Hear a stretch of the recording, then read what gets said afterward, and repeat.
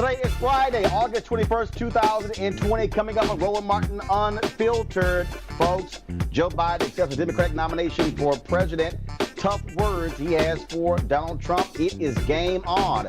I talked with Tom Perez, chair of the Democratic Party, what they are going to do to specifically appeal to black men. Also on today's show, a black TV station owner in Indianapolis is suing AT&T. I will talk with him. Also, historian Gerald Horne is joining with us. He will talk about his books on white supremacy and how we are operating now in a third reconstruction. And the great singer Lisa Fischer is in the house. Folks, we have a fabulous show lined up. It's time to bring the funk on Roland Martin Unfiltered. Let's go. He's got it. Whatever the biz, he's on it. Whatever it is, he's got the scoop, the fact, the find. And when it breaks, he's right on time. And it's rolling. Best believe he's knowing. Putting it down.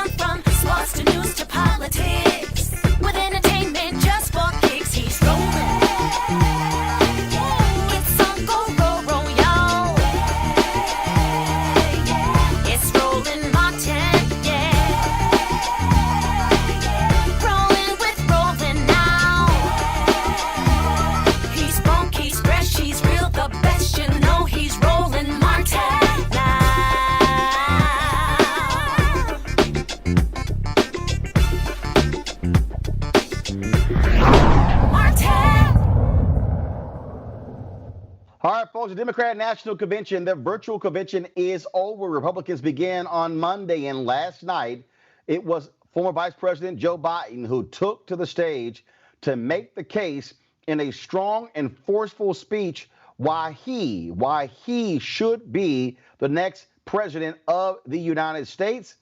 Folks, he made it perfectly clear. Here's a recap of what he had to say. Good evening. Ella Baker, a giant of the civil rights movement, left us with this wisdom: give people light, and they will find the way. Give people light.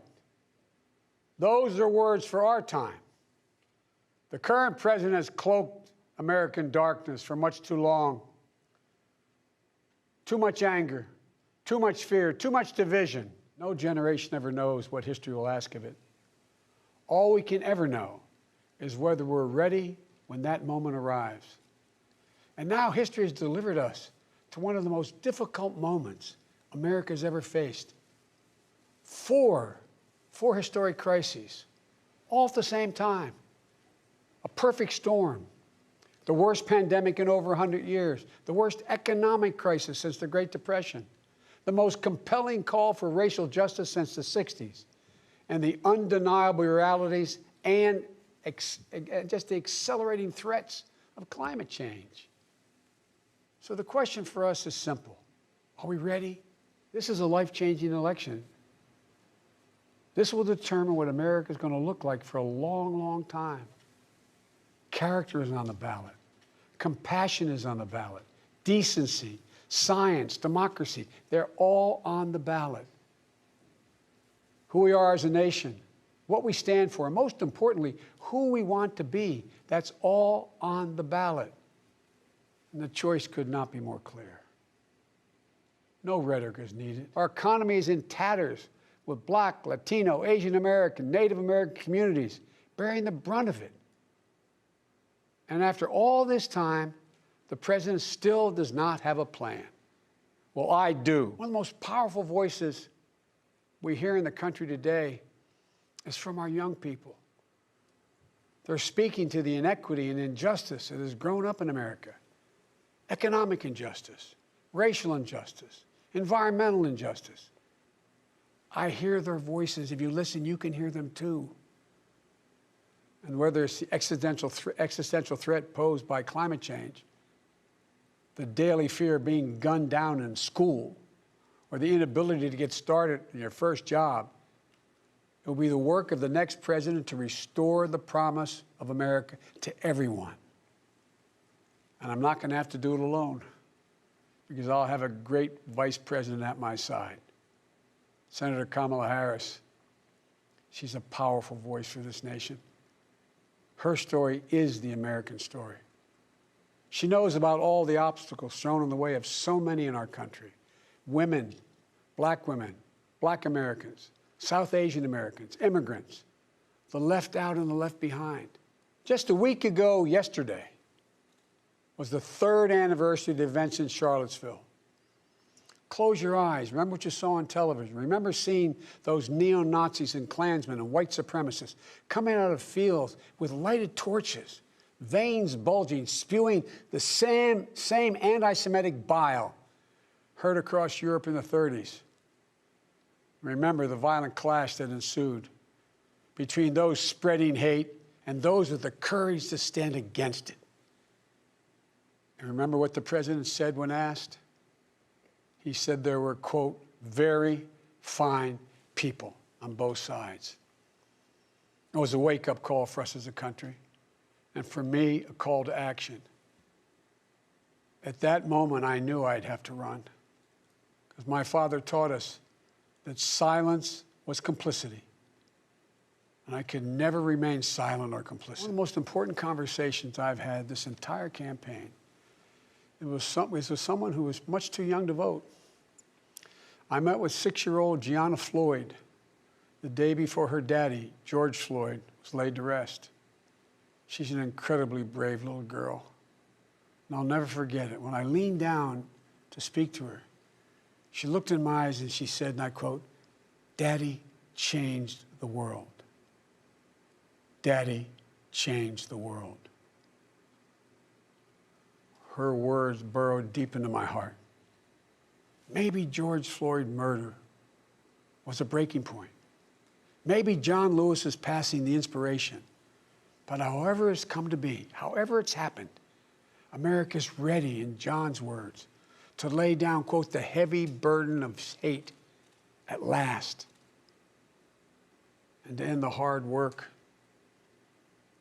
of rooting out our systemic racism.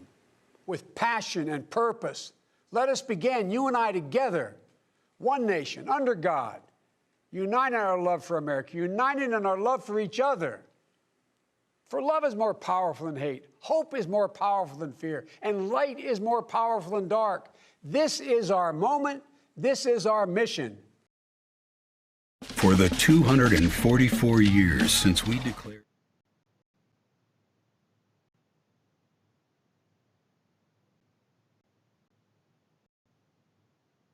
All right, folks, had a technical issue there, and so let me go ahead. And so here's the deal. So that was Joe Biden. Don't know what's happening there with our video. We'll try to get that straight. But one of the things that Democrats are now focused on, and that is Republicans will be speaking next week. How do they get to the vote out in a COVID-19 world?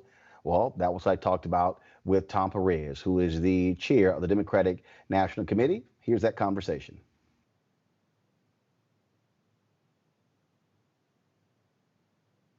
All right, Tom, this was not the week that you were planning for the longest, that thousands were supposed to be in Milwaukee, but coronavirus took care of that. And so how daunting was it to figure out how to do a virtual convention in this COVID-19 world? Well, I agree with you, Roland. This is the most unconventional convention, but these are unconventional times. And I think the key to our success this week has been we saw it coming. We didn't put our head in the sand.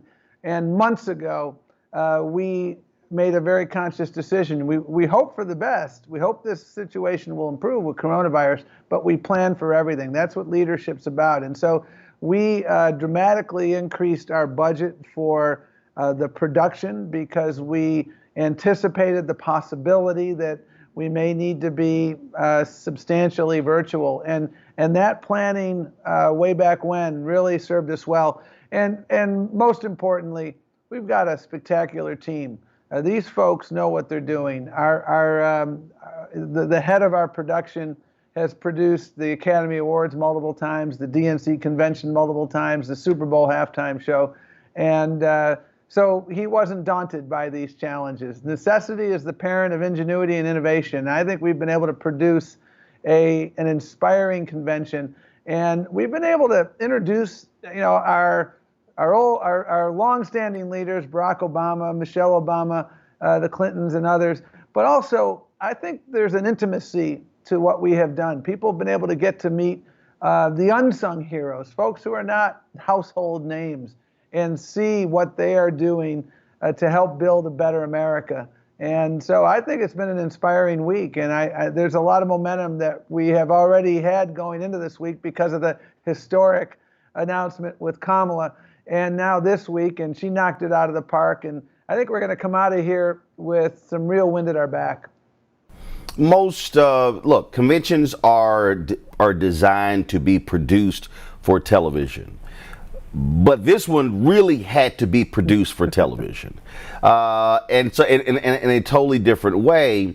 And I think that that also presents its very unique challenges in terms of how do you host it, how do you deal with storytelling, and one of the things that I've heard obviously from a lot of people this week has been the sheer diversity of voices, of color, that shows this mosaic that represents the Democratic Party. And it started the first 10 minutes of Monday. When we did the national anthem, young people from all 50 states, you saw the rich tapestry of our diversity right from the outset. Look at our hosts. We've had one Latina, one African-American woman, two African-American women, and then Julie Louis Dreyfus. every element of our convention has highlighted our diversity. I believe our diversity is the greatest source of our strength. That roll call across America, Roland, I found it to be really inspirational. So many Native American voices that were speaking from their states. It really enabled us and America to see this is what the Democratic Party looks like. And you will see a stark contrast next week in the Republican Party. It is such an extreme party. There is no commitment to diversity. They don't simply oppose diversity. You look at what this president says. The day he walked down the escalator of the Trump Towers, he was immediately denigrating Mexican Americans. He wants to divide our nation. This has been a week of hope, inclusion, and opportunity and optimism. Obviously, there are tough decisions when it comes to who speaks, who doesn't. There have been folks who've been saying that Julian Castro, where has been his voice, Congresswoman Alexandria Ocasio-Cortez should have gotten more time. Why this person? Why that person? That is never an easy job. And so speak to that in terms of folks who are in the room and how you came to those decisions and putting this whole thing together. Well, in an ordinary convention, we have about 6 hours a day of potential speaking time. So you can accommodate a lot of speakers. We have roughly 2 hours, and we want a keynote every night. We want to make sure Joe Biden has the opportunity tonight. Tonight is Joe Biden's night. Last night was Kamala Harris's night. I think you look at the totality of every single night, it has been remarkable, the diverse array of speakers, the diverse voices. And when I refer to diverse, Roland, I'm not simply talking about racial diversity. We are a party for everyone.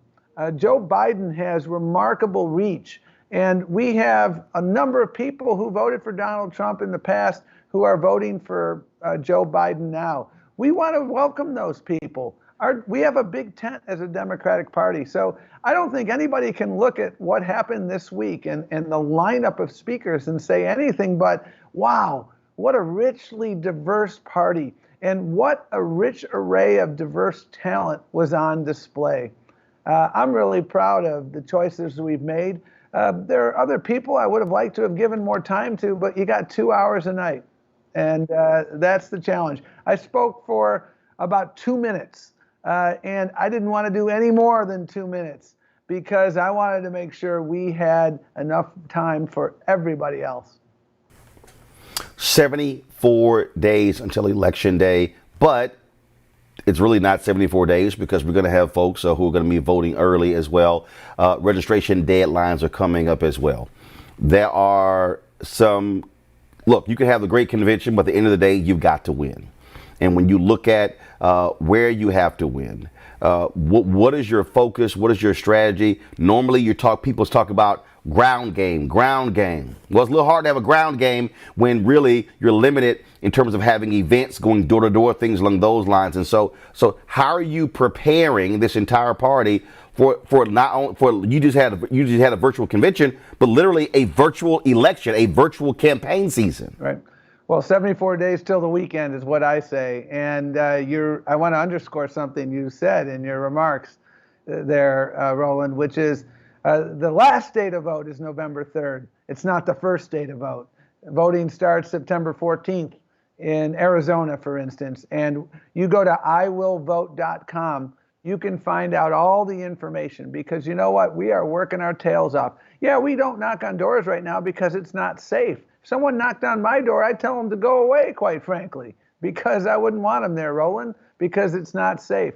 But we have gotten our virtual clipboards out, and we've been organizing all around this country.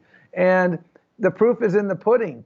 You look at Florida, Roland, and we've got 600,000 vote by mail advantage. We've been showing people this is how you do it. Register to vote by mail. Make that request. We have that advantage in Florida. In Arizona, we have a dramatic advantage in vote by mail out there. We anticipate 80 to 90% of the people who vote in Arizona are going to vote by mail. So the votes will be cast long before Election Day. So what we've been doing is reaching out virtually. We email people, we text people, we call people. That's how we've been organizing. That's how we won a really important Supreme Court race in April in Wisconsin in the middle of a pandemic. We out-organized the other side. Door knocking is one way to organize, but it's by no means the only way. And we're using every tool in the toolbox to reach out to people, to tell them, make a plan. Go to iwillvote.com. Figure out your voter registration status. If you want to vote early, go request that ballot. If you want to vote in person, figure out where your polling place is. That's what we're doing. We're not going to let Trump steal this election. The Republican Party plans on recruiting 50,000 people to be at the polls in 15 states to what they say is to target voter fraud. This is the first election they'll be able to do so after the court ruling. How are you going to counter that? They clearly are going to try to challenge as many Democrat votes as possible. Well, listen, voter suppression on steroids is absolutely their MO, because Donald Trump can't win on the merits. That's why he invites Russian interference. That's why he tries to suppress the vote. That's why he tries to undermine the United States Postal Service. It's unconscionable. But it's not a surprise. So we know that. So we have built the most muscular voter protection operation ever, and we're obviously working hand in glove with the Biden campaign. We have a Democratic Party ecosystem. It's not just the DNC and the Biden campaign. It's Fair Fight. It's Eric Holder's group, the the Redistricting Commission, other colleagues and partners in the Democratic ecosystem. We're using litigation. We're using organizing. We're using out-and-out education. We're working with local authorities to make sure there are drop boxes in Milwaukee, make sure there are drop boxes in Arizona and Florida, North Carolina. We are working with local officials in enormously, I think, creative ways to make sure that people can exercise their right to vote. But here's the deal. Again, I can't underscore enough. This is what we need to do. Don't be intimidated by Donald Trump's scare tactics. We will have people on the ground as well. And this is what people have to do. Make a plan. Make a plan. Vote early. And don't make your plan on November the 2nd. Make a plan now. Check your voter registration status. People are going to come out. Kamala Harris, Joe Biden, people are inspired to come out. People say, well, there's not that much excitement. I say BS. You look at South Carolina in February. Joe Biden outperformed Barack Obama from 2008. There's a ton of excitement on the Democratic side, and we are working our tail off to make sure that people can exercise that right to vote, and those votes will be counted. We're winning cases in places like Pennsylvania, Wisconsin, and elsewhere, and we are building this voter protection infrastructure. We got 20 people on the ground in Florida doing voter protection. I think we had 4 years ago. So we will be ready. But voters also need to be ready and make that plan. You are, we talked about this a number of times over the last 3 years or so. And that is, there was a 9-point gap between black men and black women who voted Democrat in 2012 with Obama and Romney. That swelled to 13 points in 2016 between Trump and Hillary Clinton. And the White House, they believe that they can get upwards of 20% of black men. And I remember talking with the Hillary Clinton campaign in 2016 saying, look, I can't even get your campaign to respond to me for surrogates for black men. How are, in terms of your micro-targeting of key groups, how are you going to target black men? How are you going to target Latinos in these critical states to turn out the numbers you need? The reality is Democrats don't win by getting majority of white votes. They haven't even gotten more than 40% since 1964. And so how focused are you in terms of spending those dollars and really targeting those key groups to win at the margins? I mean, you're absolutely correct. There are double-digit gender disparities with both African American and Latino voters. And we have known that for some time because we've been doing the research and we've been making investments. And let me get specifically to what we've been doing with African American men. we have a range of initiatives. For Black men, we have this initiative called Chop It Up, and this has been underway now for over a year. And it's modeled after something Barack Obama did in 2008, Barbershops for Barack.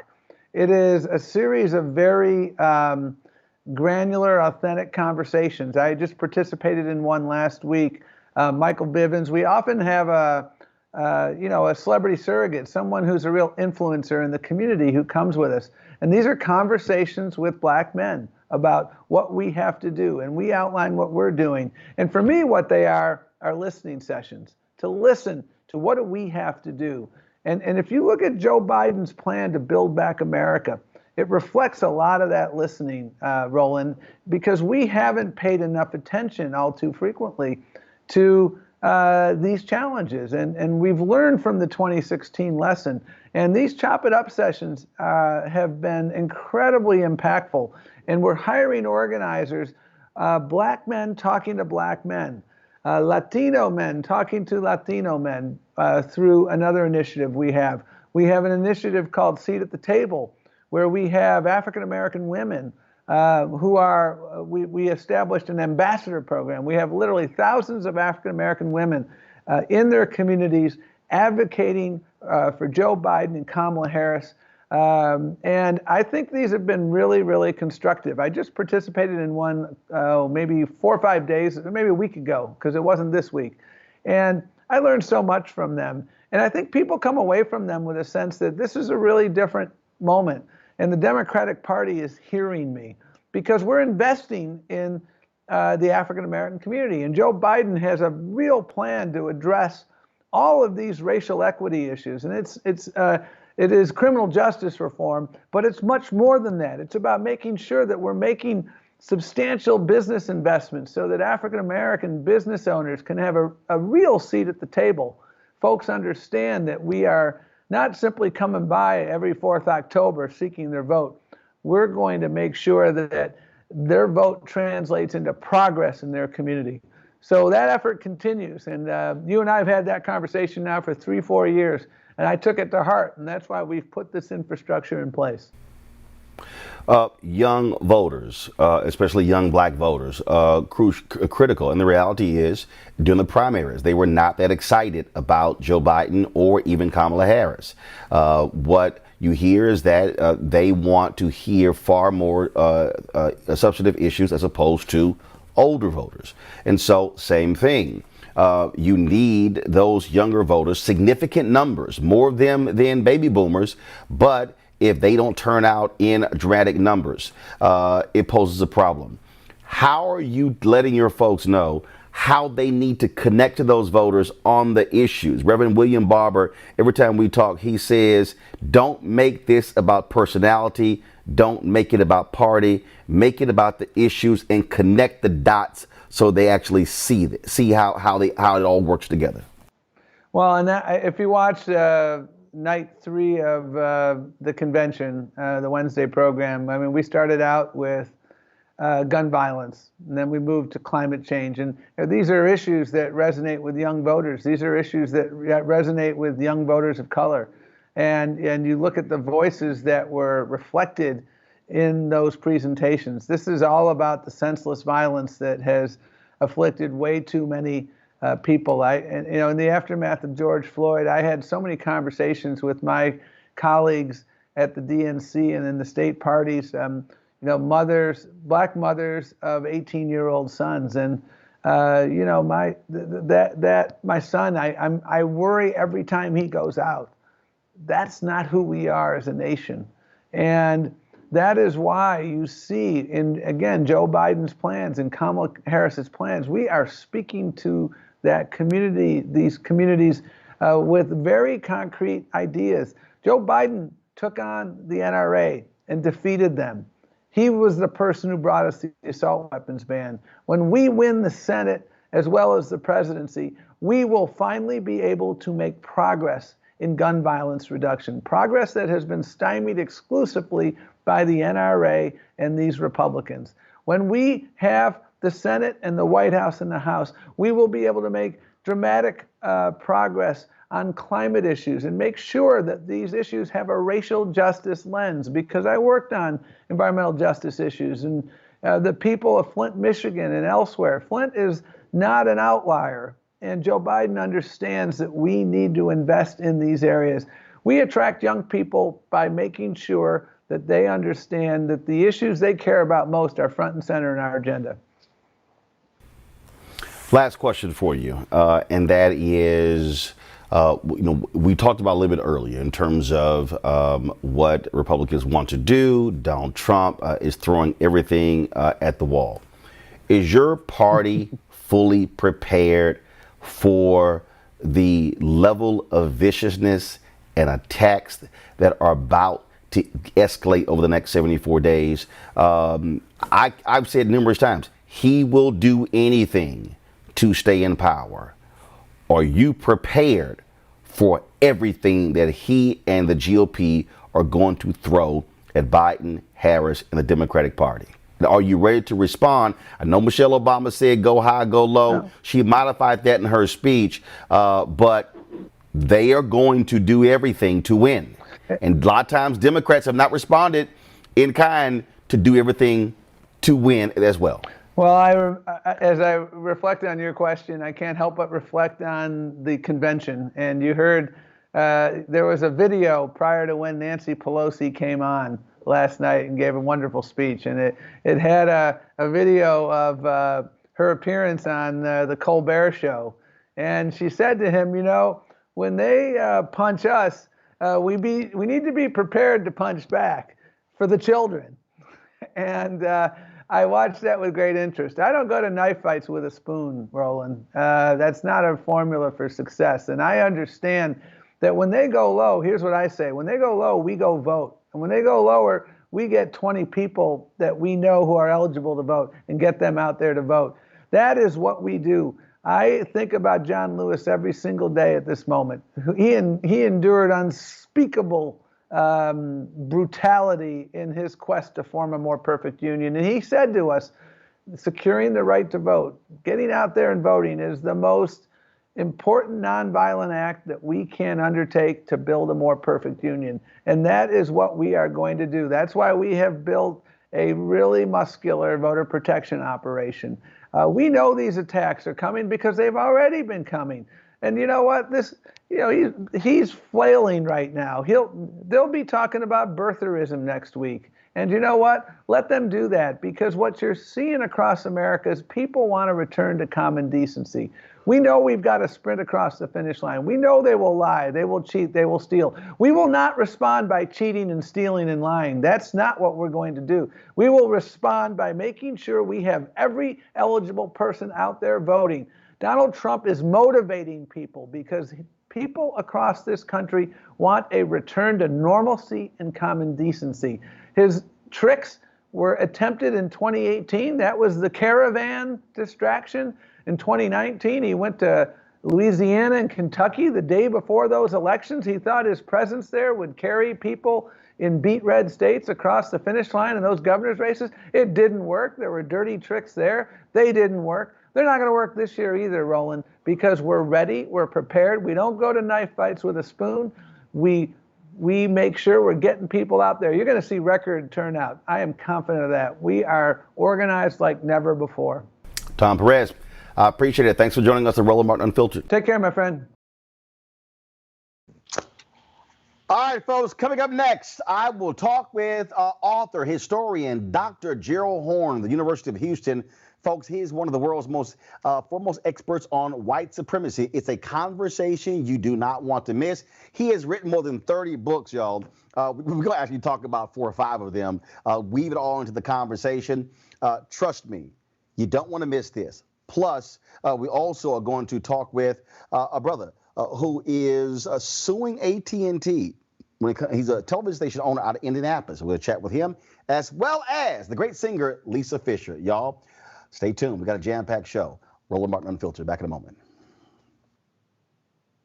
As our community comes together to support the fight against racial injustice, I want to take a second to talk about one thing we can do to ensure our voices are heard. Not tomorrow, but now. Have your voices heard in terms of what kind of future we want by taking the 2020 census today at 2020census.gov? Now, folks, let me help you out. The census is a count of everyone living in the country. It happens once every 10 years. It is mandated by the U.S. Constitution. The thing that's important is that the census informs funding, billions of dollars, how they are spent in our communities every single year. I grew up in Clinton Park in Houston, Texas, and we wanted new parks and roads and a senior citizen center. Well, the census helps inform all of that and where funding goes. It also determines how many seats your state will get in the U.S. House of Representatives. Young black men and young children of color are historically undercounted, which means a potential loss of funding or services that helps our community. Folks, we have the power to change that.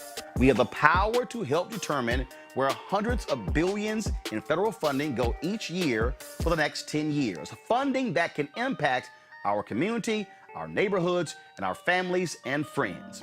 Folks, responses are 100% confidential and can't be shared with your landlord, law enforcement, or any government agency. So please, take the 2020 census today. Shape your future. Start at 2020census.gov. All right, folks, welcome back. This whole white supremacy, we have seen this international discussion take place in the aftermath of the murder of George Floyd. We've seen a toppling of white supremacist statues. We've seen this happen in other countries as well. Well, my next guest, he's written a number of books on a variety of these subjects, and I'm just going to name some of the books. Gerald Horne is the author of The Counter-Revolution of 1776, Slave Resistance, and the Origins of the United States. In addition, that's just one of his books. In addition, he's the author of White Supremacy Confronted, U.S. Imperialism and Anti-Communism versus the Liberation of Southern Africa from Rhodes to Mandela. He also is the author of The Rise and Fall of the Associated Negro Press, Claude Barnett's Pan-African News, and the Jim Crow Paradox. Another one of his books is The Dawning of the Apocalypse, The Roots of Slavery, White Supremacy, Settler Colonialism, and Capitalism in the Long 16th Century, and his great book on jazz, folks. I think you'll love this one here, Jazz and Justice, Racism and the Political Economy of the Music. If I had to name all of your books, Gerald, I wouldn't have any time to do the interview. Glad to have you in Roland Martin Unfiltered. Thank you for inviting me. So, let's just first of all, I will, before we even get into the book, just want to get your assessment of this state of this campaign. Democratic convention took place this week. Just want to get your overall thoughts as a historian, as a political science professor, as somebody who studies and lives this stuff every day. Well, I have a mixed opinion. Certainly, I agree with the consensus coming out of the convention that Donald J. Trump must be defeated by all means necessary. But I think that there were mixed signals coming out of the convention that are disturbing. I mean, why is it that Republicans like John Kasich, the former governor of Ohio, got more time than Alexandria Ocasio-Cortez, one of the party's rising stars? And I was also disturbed by the dearth of focus on foreign policy, particularly during a week that you had the government in Mali that was overthrown in a coup, a direct result of the overthrow of the Libyan regime in 2011, when the weapons in Libya leaked into northern Mali, creating a religious insurgency that has now captured 2/3 of the country. The problem for the Democrats is they oftentimes set foreign policy aside, but the Republicans don't, and then the Democrats get pushed into these wars that gobble up our tax dollars, leaving little to spend on education and healthcare, purportedly the major Democratic priorities. Well, one of the things, and when you talk about that, when you talk about foreign policy, on the night that was supposed to be National Security Night, I saw this one tweet from Paul Rykoff of IAVA. He said that it really wasn't much attention paid to that. He said, as opposed to, of course, General Colin Powell, he spoke that night. But look, Democrats also are in a position where Republicans, I said this last night on the show, Republicans can be far right or far right. Democrats have all these competing constituencies within the party. And so they're trying to sit here and again play music to meet all those constituencies, as opposed to what you're going to see next week. It's going to be pretty. It's going to be pretty white next week. Like I said, it's going to be pretty white. It's going to be pretty right and far right. And Democrats constantly are having to deal with this issue. Who are you appealing to? Who is the real base of the Democratic Party? Well, that is the $64 question, is it not? And part of the problem that your intelligent comment tends to suggest is that what unites the Republican Party base, even though they don't like to admit it publicly, 63 million strong, is that they're involved in a counter-revolution against the changes of the 1960s. They would like to see an overthrow, fundamentally, of this movement's fruits of victory against Jim Crow. That is to say, the Civil Rights Act of 1964 and the Voting Rights Act of 1965, which Chief Justice John Roberts has more or less sworn to gut, which he did in 2013 with the Shelby County case. And I think that that helps to unite the base of the party. But what makes it difficult to attack is that they don't necessarily admit that publicly, although we all know what the real deal is. Well, and you're absolutely right, because, I mean, look, a lot of people, it was really the Barry Goldwater book that changed the mind of many conservatives. And he really, of course, he opposed the 64 Civil Rights Act.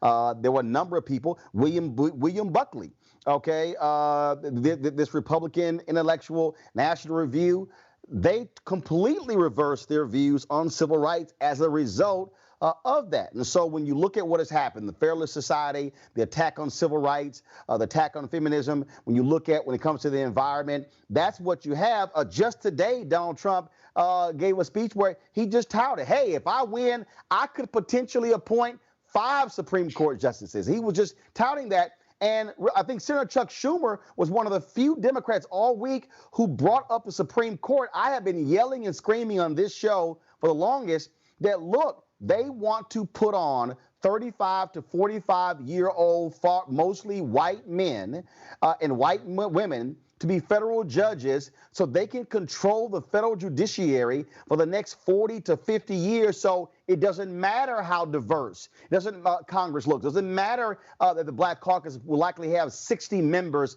come January. It doesn't matter how many Latinos get elected. If they can control the courts, they control the country. Well, fortunately, what is now being bruited in certain circles within the Democratic Party is the idea that can be accomplished legislatively of expanding the number of justices on the U.S. Supreme Court. Right now, it's been 9. It's been 9 for a number of decades, but that is not constitutionally mandated.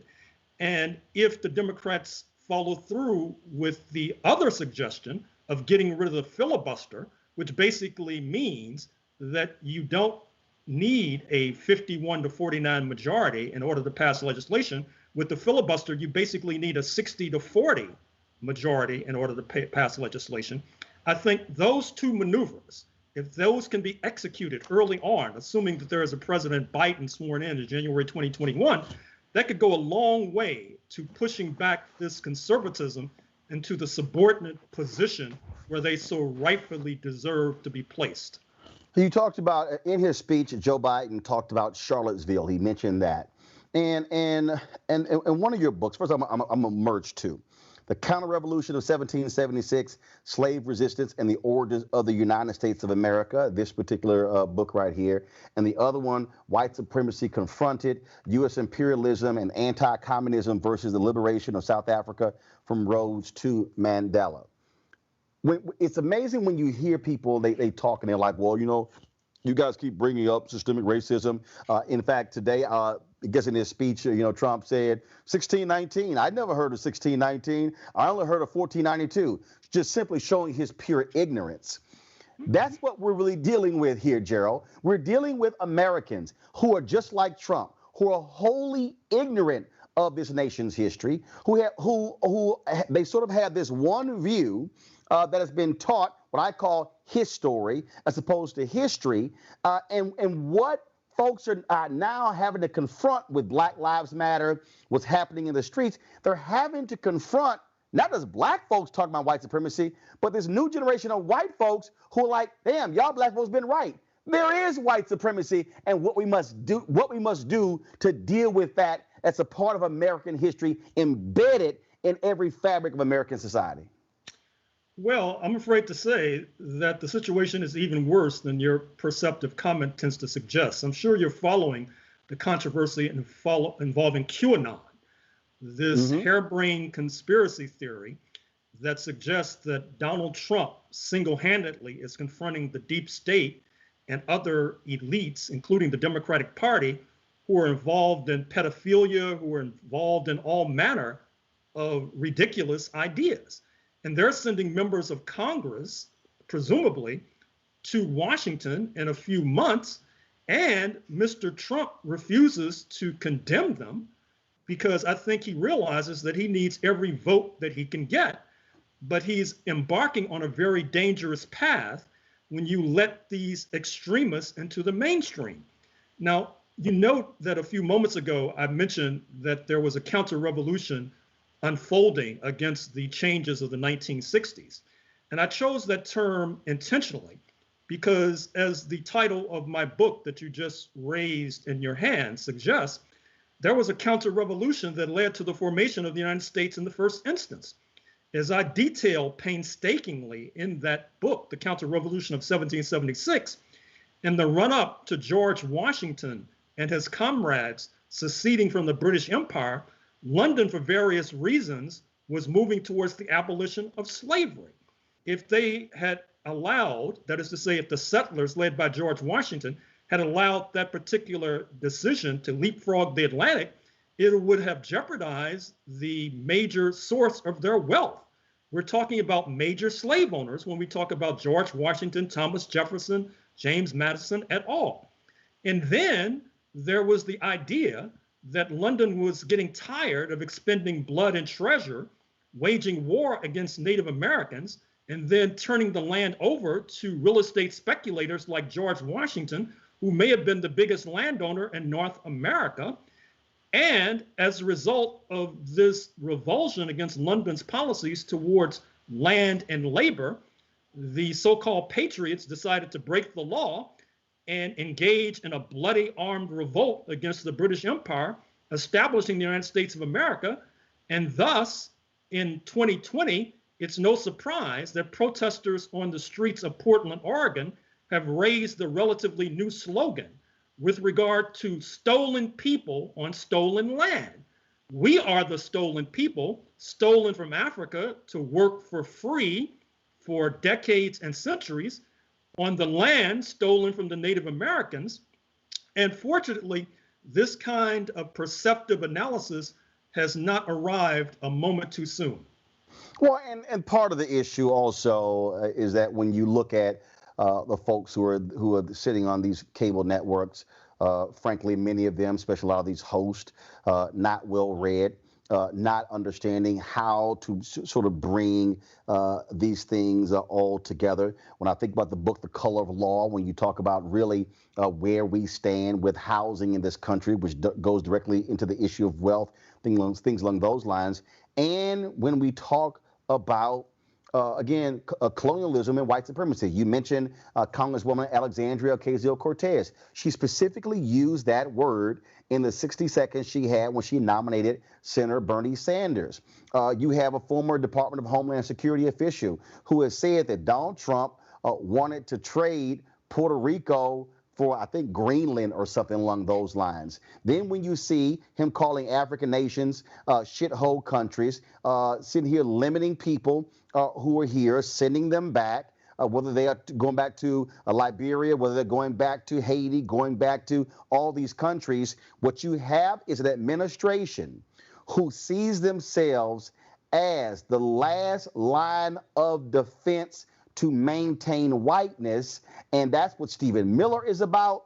That's who Donald Trump is appealing to. Vice President Pence gave an interview on CNN where he was like, I don't know. Y'all chasing these shiny objects. I don't know who they are. And the anchor was like, so you don't even pay attention to the news? I mean, that's what you're dealing with. So I keep telling people, all these black people who are like, well, man, why you keep saying Biden Harris? I'm like, y'all, I am not saying that Biden Harris are these perfect individuals, but we have a clearly defined white supremacist who is enacting white supremacist policies. And let's not pretend that's not the case. Well, it's striking that you mentioned what you just did, because recall that when the Civil Rights Act of 1964 and the Voting Rights Act of 1965 were passed, it was President Lyndon Baines Johnson himself, a man with roots in segregationist Texas, who suggested that the Democratic Party, his party, would be losing the South for years to come and would be losing the white vote for years to come. And that is precisely what has transpired. That is to say that the last time the Democratic Party won a majority of the vote that basically is defined as white was before many in your audience were even born, believe it or not. And one of the ways we were able to countervail that particular advantage was our reliance upon and solidarity with our friends in the international community.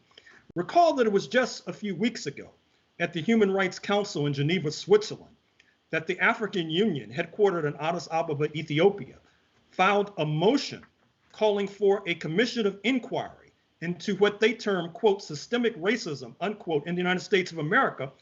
This was in the wake of the lynching of George Floyd in Minneapolis on camera, May 25th, 2020. Now, the State Department played it cool, but beneath the surface and behind the scenes, they were lobbying furiously, issuing threats, twisting arms, and that resolution did not take flight. The tragedy of that entire episode is that I'm not even sure if leaders, even intellectuals in our community, were aware of what was being done on our behalf at the Human Rights Council of the United Nations in Geneva, Switzerland.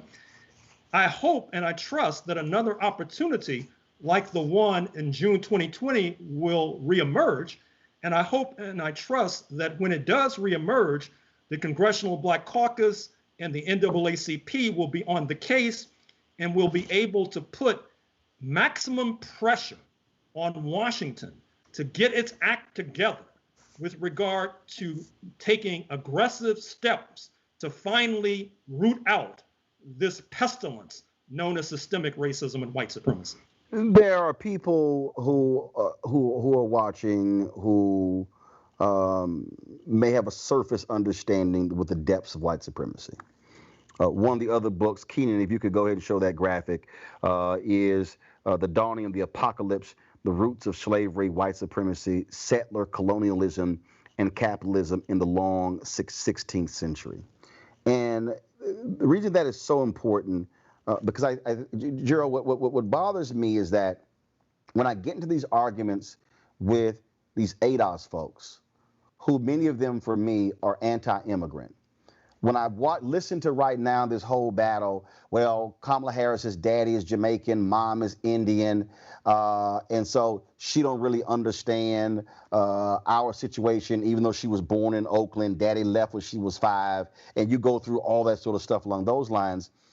I keep telling African Americans, stop acting as if we're so different. They just simply got dropped off at a different spot before they came here.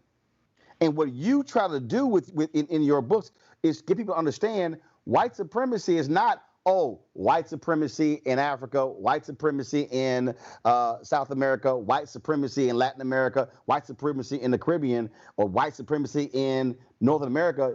You lay out, no. That's a direct connection, connecting the dots of white supremacy worldwide. Well, it's unfortunate that that sort of discussion is taking place because it's not helping us move forward.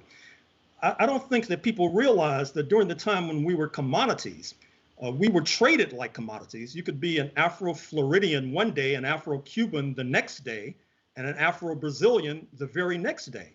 I'm doing research now on your state of Texas. And after Juneteenth, June 19, 1865, despite that date notwithstanding, you had certain Texans who wanted slavery, in the words of Keith Sweat, to make it last forever. And so you had Black people smuggled out of Galveston, Texas, to be enslaved in Cuba after June 19th, 1865. Just like before June 19th, 1865, there was this massive slave trade between the slavery plantations of Cuba and the slavery plantations of Marshall, Texas, Tyler, Texas, Northeast Texas, Southeast Texas, etc. Likewise, after June 19th, 1865, you had slave owners who wanted to be continued slave owners who smuggled Africans out of Galveston as far as Brazil.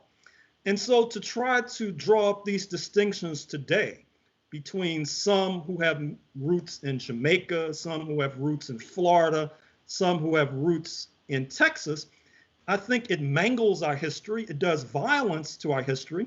It doesn't do justice to our history. It disrupts Black solidarity. It disrupts Pan-African solidarity. And it basically sets us back while we need to move forward. Can you speak to that point you just made? Because in White Supremacy Confronted, and I think it's chapter 8. You in here you linked the fighting and the ending of apartheid to what was happening in Little Rock, and how folks there were fully aware of what was happening here.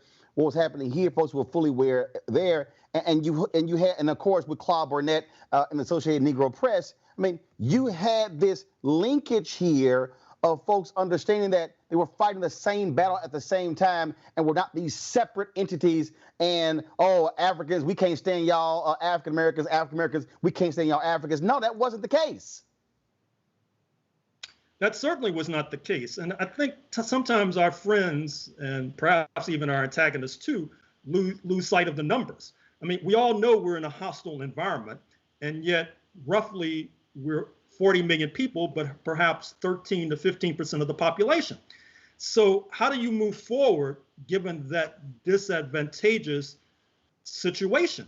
Well, historically, the way we moved forward was to realize that we arrived in North America, as Jesse Jackson used to say, as a result of a foreign policy called the African slave trade.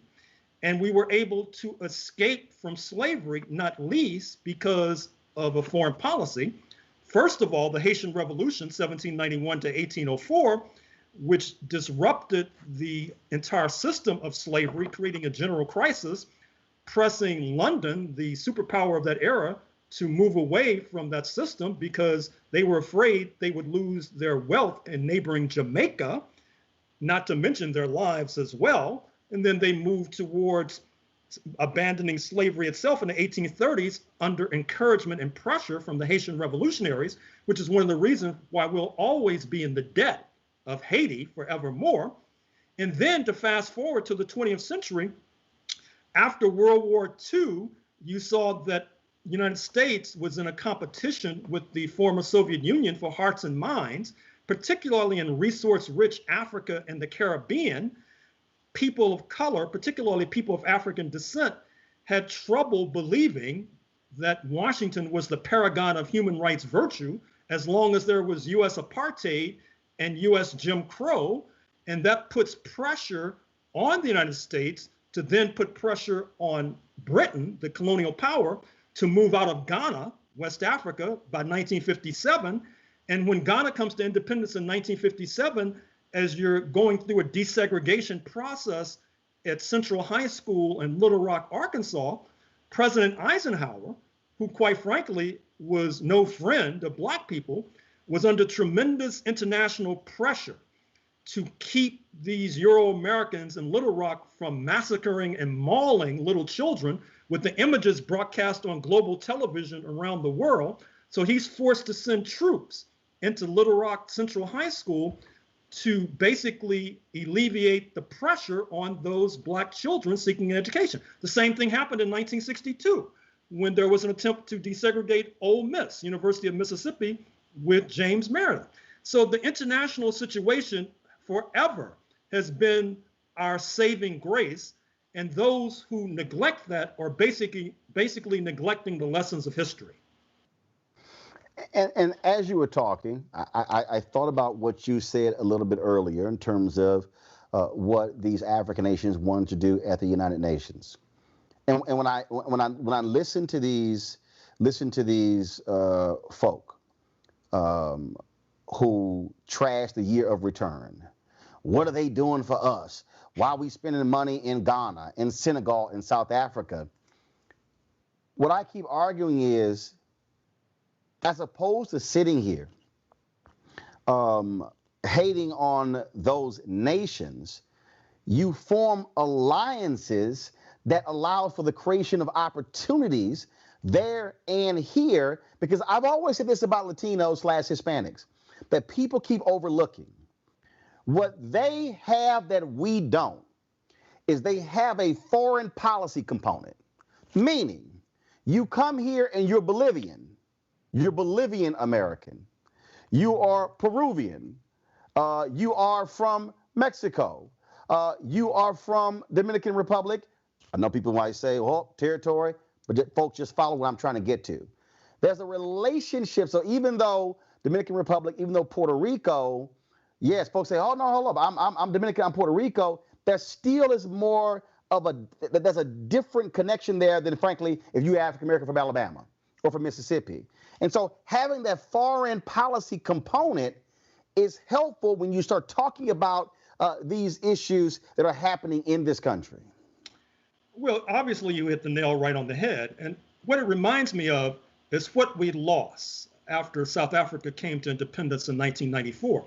Because I'm old enough, you're old enough to recall the anti-apartheid movement of the 1980s and the 1990s. We oftentimes associate that with Trans-Africa and Randall Robinson, now residing, by the way, in the Caribbean. But actually, the anti-apartheid movement was much larger than Trans-Africa. There were many local committees, many local organizations as well. Actually, before Trans-Africa, the Polaroid Revolutionary Workers. Exactly. In fact, when I interviewed the late Ron Dillon, I interviewed him. He told me when Nelson Mandela died, I had him on the show.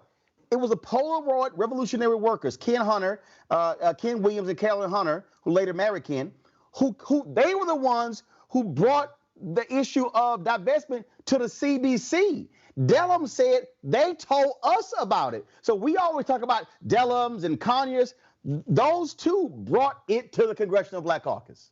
Well, absolutely. And even before the Polaroid Workers, bless their hearts, there was the Council on African Affairs engineered by Paul Robeson, the tallest tree in our forest, the late great actor, singer, linguist et al., who formed the Council on African Affairs in 1937, which crusaded into the mid-1950s when it was driven out of business. And so, driven out of business by the U.S. government, by the way, I should add. And so when South Africa came to independence, I think there was a sort of a sigh of relief, a sigh of exhaustion. It was felt that, okay, our job is done. You saw a lot of those organizations be rolled up. The ties were not necessarily maintained with our friends and comrades in Southern Africa. And now we are bereft, to a certain degree, being ruled over by this white supremacist, Agent Orange, the oaf in the Oval Office, who's about to embark on this equivalent of a Klan Clavern next week, taking place virtually online. And the fact that as of today, we cannot say with assurance that he will be defeated on the first Tuesday in November should be chilling and alarming to us all. But it's not too late to try to restore those sorts of global connections. And by the way, they're not only political connections. I think that our folks in the business community should recognize that they too have a stake in this situation. I know that you have before you the book I wrote on the Associated Negro Press, led by Claude Barnett, who of course was an entrepreneur. He was a business person. He was trying to make money. But in terms of disseminating the news, he decided that the better part of wisdom was not only to cover Black communities in the United States, but to cover Black communities in the Caribbean, to cover Black communities in Africa, et cetera. And he did good and did well, because by doing good, he was able to make connections for himself that proved to be personally profitable. And in fact, he saw his news enterprise as something of a loss leader. It was a way for him to gain interest into the halls of power, into the corridors of power, to gain admittance to meetings with the late, great Kwame Nkrumah, the founding father of independent Ghana, for example, in 1957. So whatever segment of our community that we're discussing, we all have a stake in reviving and resuscitating these global connections that have been to our benefit over the decades and centuries. Man, we could literally spend 5 hours going over these books, and I got a couple more questions. And again, folks, we're talking to Dr. Gerald Horne, professor there at University of Houston, in my hometown. And at the end of the interview, I'm gonna show you all 5 books, y'all. First of all, he's written 30, but I'm gonna show you the 5 that I have in front of me. Gerald, as I'm looking at the comments on YouTube and Facebook, and people are going, "Oh my God, I didn't know any of these things." In the counter-revolution of 1776, what would you say is the one most important thing that you want folks watching, mostly Black folks, but I got whites and others who watch my show, and people across the world? What's the greatest takeaway, or the greatest take you want people to read this book and get from it? Well, sometimes you write a book in order to write one sentence, but you can't publish a book that only has one sentence. And the one sentence that frames this entire book, and it also sheds light on the question that my students at the University of Houston in my course on Introduction to African American Studies often ask from the minute they walk into the classroom, which is, why is it that Black people have been treated so atrociously and horribly in the United States, when purportedly this is the land of the free and the home of the brave, with this sturdy democracy and a Bill of Rights and all the rest? And what I wrote in that book that you just raised, and what I tell my students, is that Black people, by several orders of magnitude, did not support their slave owners, so-called, George Washington, Thomas Jefferson, James Madison, who they thought correctly were trying to establish a new country so that they could make sure that slavery would be perpetuated forevermore, and so that they could oust Britain from the leadership of the African slave trade, one of the most profitable enterprises known to humankind. You invest $1 and get $1,700 back. There are those even today who would sell their firstborn for a 1,700% profit. The United States had become the leader of capturing Africans and bringing them to Cuba by the 1790s, taking over the leading market, speaking of Brazil, by the 1840s. And since Black Americans opposed that entire process, when you fight a war and lose, which is what our ancestors did, you can expect to be penalized and pulverized forevermore, unless and until you can turn the tables, which we began to do when we supported the Haitian Revolution, when we began to do, to fast forward to the 20th century, when we were in solidarity with Kwame Nkrumah in Ghana, and Michael Manley in Jamaica, and all of our friends all across the globe. So that is the main takeaway, that A, we have been beaten down so atrociously because we did not support the establishment of a slaveholders' republic in 1776, and B, one of the reasons why we were able to escape the noose that was around our neck was through international relationships, international solidarity. What is that one takeaway that you want this audience to really get from White Supremacy Confronted? It's an adjunct of what I just said, which is that there was an intimate connection between the movement against Jim Crow and the movement against apartheid. There were very close connections. When you had the Little Rock situation that I just described in Arkansas in 1957, you had solidarity protests in South Africa, even though they were under the gun, under apartheid mismanagement and misrule. And likewise, when you had solidarity on the part of Black Americans after the Sharpeville massacre in South Africa in the spring of 1961, when peaceful protesters were shot down in Sharpeville, South Africa. And so it was like one hand washing the other. We scratched their back, they scratched our back. International solidarity helped to rescue South Africans from apartheid. International solidarity helped to rescue Black Americans from Jim Crow. And what you also touch on and deal with in your book, The Rise and Fall of the Associated Negro Press, that it was Hitler who was studying Jim Crow. That's right. And applying what America was doing to Black people to Jews in Germany. Well, it's not only that. It's the fact that I regret having to say this, but in some ways, the Black community who read Associated Negro Press dispatches in the 1930s and the 1940s were better informed about domestic and global matters than people today who have access to the internet. Because people today who have access to the internet, they're not necessarily trying to follow what's going on in the world. They're looking at cat videos on YouTube or the latest scandal involving Kim Kardashian, et cetera. And so I think we really need to rethink that entire concept, because it's a shame and a sin that in a low-tech era, in an analog era, people may have been better informed than many of us today living in a digital era, when you can have access at your fingertips to events taking place all over the world.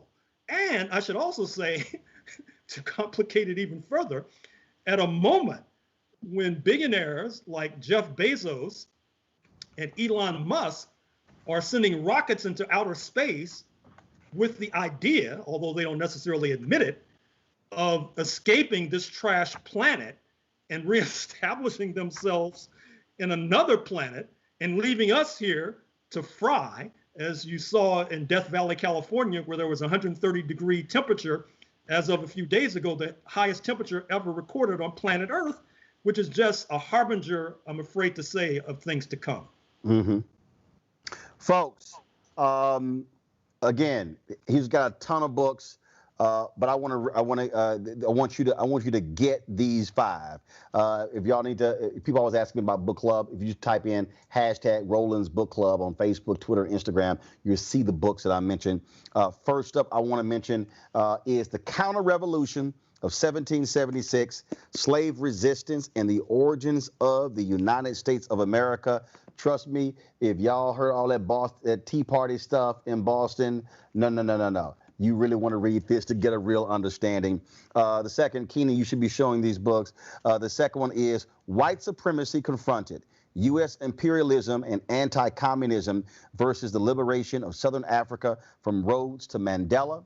The next book is The Rise and Fall of the Associated Negro Press, Claude Barnett's Pan-African News and the Jim Crow Paradox. And then there's also let's see, did I skip one? Let's see here. The Dawning of the Apocalypse. The Dawning of the Apocalypse. Dawning of the Apocalypse. The Roots of Slavery, White Supremacy, Settler Colonialism, and Capitalism in the Long 16th Century.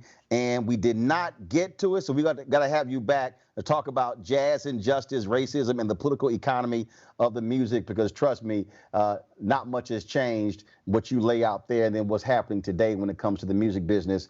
Dr. Gerald Horne, it was a pleasure. I certainly appreciate it. I hope folks got a whole lot of knowledge from this. And this is also why I mean, the reality is this is the 21st century version of what Claude Burnett is trying to do, and Robert Abbott and others, us not waiting for somebody else to give us information. We've been able to put it out to the public for ourselves, for our audience to be able to consume it. Thank you very much, sir. I appreciate it. All right, thanks a bunch. Folks, got to go to a break. When we come back, we'll talk to a brother, one of the few black owners of a TV station in America, why he is suing AT&T. That is next on Roland Martin Unfiltered.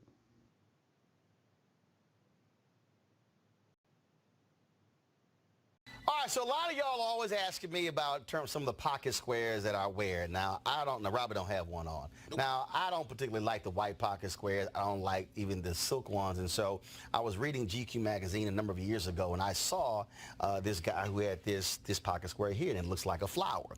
This is called a shibori pocket square. This is how the Japanese manipulate the fabric to create this sort of flower effect. So I'm going to take it out and then place it in my hand so you see what it looks like. And I said, man, this is pretty cool. And so I tracked down, it took me a year to find a company that did it. And so they make about 47 different colors. And so I love them because, again, as men, we don't have many accessories to wear, so we don't have many options. And so this is really a pretty cool pocket square. Now, what I love about this here is you saw when it's in the pocket, you know, it gives you that flower effect like that. But if I wanted to also, unlike other, because if I flip it and turn it over, it actually gives me a different type of texture. And so therefore it gives me a different look. So there you go. So if you actually want to get one of these shibori pocket squares, we have them in 47 different colors. All you got to do is go to RolandSMartin.com/pocket squares. So it's RolandSMartin.com/pocket squares. All you got to do is go to my website and you can actually get this. Now, for those of you who are members of our Bring the Funk fan club, there's a discount for you to get our pocket squares. That's why you also got to be a part of our Bring the Funk fan club.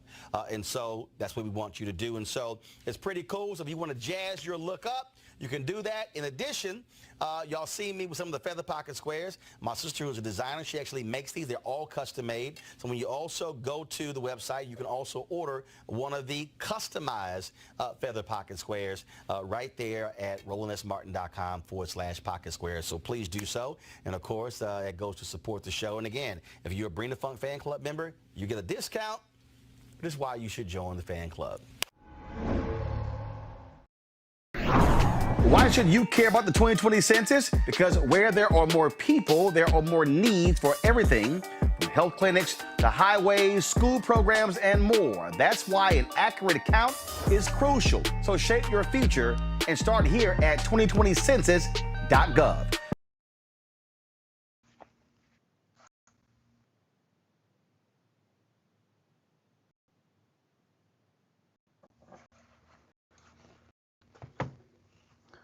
All right, folks, I think we're back on Roland Martin Unfiltered. Let's now talk about our next story. Here we were talking about, of course, the whole issue of economics in this country. Well, my next guest, he's the owner of Circle City. That is a television broadcasting company based out of Indianapolis. And he says that AT&T, he has engaged in a lawsuit with them, filed a lawsuit against them saying that they are not providing him with fees or the right fees, he says, because he's African American. Joining us right now is DeJuan McCoy and attorney Bruce Lloyd. Both of you there? DeJuan McCoy's here. Roland, good to be here. Thank you. Okay. All right. So Keenan, let me know if Bruce is there. DeJuan, I'll go ahead and start with you. And so sure. What's the basis of this dispute that you're having with AT&T? And before, set up first, Circle City, there are very few black people who own TV stations in the country. And so what is Circle City? How many stations do you own? And then the basis of the lawsuit. Okay, so thanks, Roland. I've been in ownership game for broadcast TV stations since 2007. I started off in small markets, San Angelo and Abilene, divested in order to move up to bigger markets, bought Evansville, some Big Four affiliates in Evansville in 2015, bought some more Big Four affiliates in Lafayette in 2017. In 2019, Byron Allen approached me and wanted to get in the game of broadcasting. So we reached agreement and I divested my television stations from Evansville and Lafayette to Byron Allen. At the same time, I purchased Indianapolis, Indiana, a news station, former CBS station, WISH and WNDY, from a very good broadcaster from Nexstar Broadcasting. And I've owned those stations, Roland, in my hometown of Indianapolis since September 19th, 2019. So I've been in the broadcasting business for over 30 years, and I am probably the pioneer from a broadcasting standpoint in the new age of broadcasting. And when I say the new age of broadcasting, that's 2006, 2007, when the retransmission world or retransmission consent world really kicked in. So I'm the grandfather from an African-American standpoint and a minority standpoint in the broadcasting business during the retransmission era. So when we talk about this idea of retransmission, when we talk about, so explain that to people. Look, I've been covering for quite some time. Sure. We hear local stations, and it's like, so wait a minute, what is it companies paying you for local station? Explain that. Yeah, so to be brief, in 1992, there's a Retransmission Act that allowed broadcast TV stations to negotiate with cable providers to rebroadcast their signal within local markets only. Okay, it used to be cable channels would snatch our signal over the air for free and just air it on their system. And what we found was people were buying cable to get the local broadcast stations. So broadcast stations successfully lobbied for retransmission consent. And that is obviously now a significant form of revenue.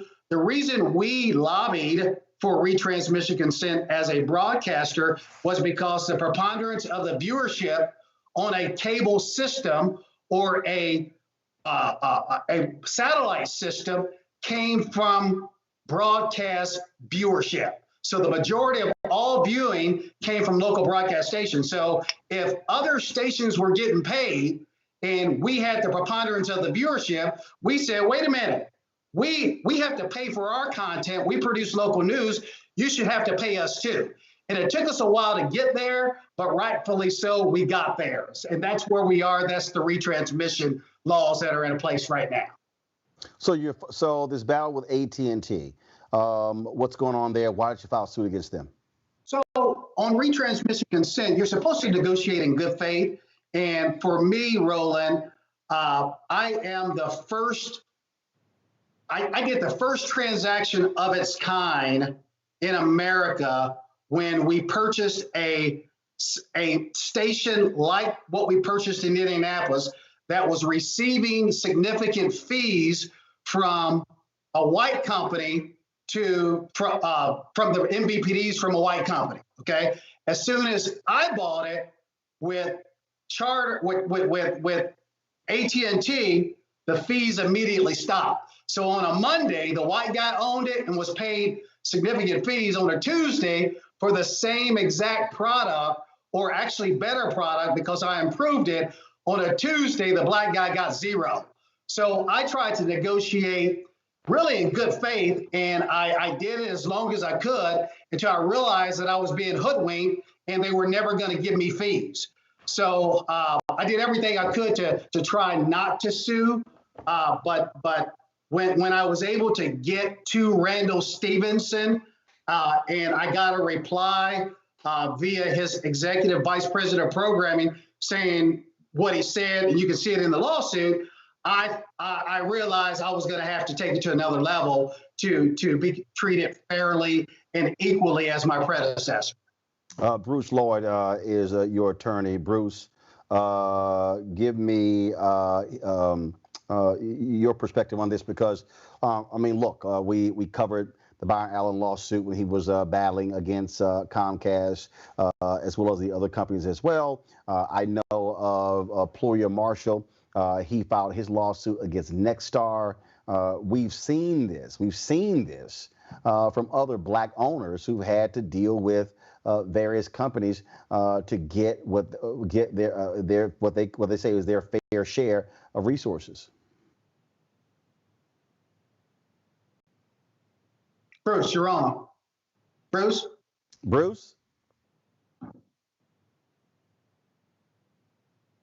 Okay, Keenan, let me know what's going on with Bruce. I can't hear him. I can't hear him at all. But I'll ask you the same question, Dewan. I mean, we've seen this in other cases.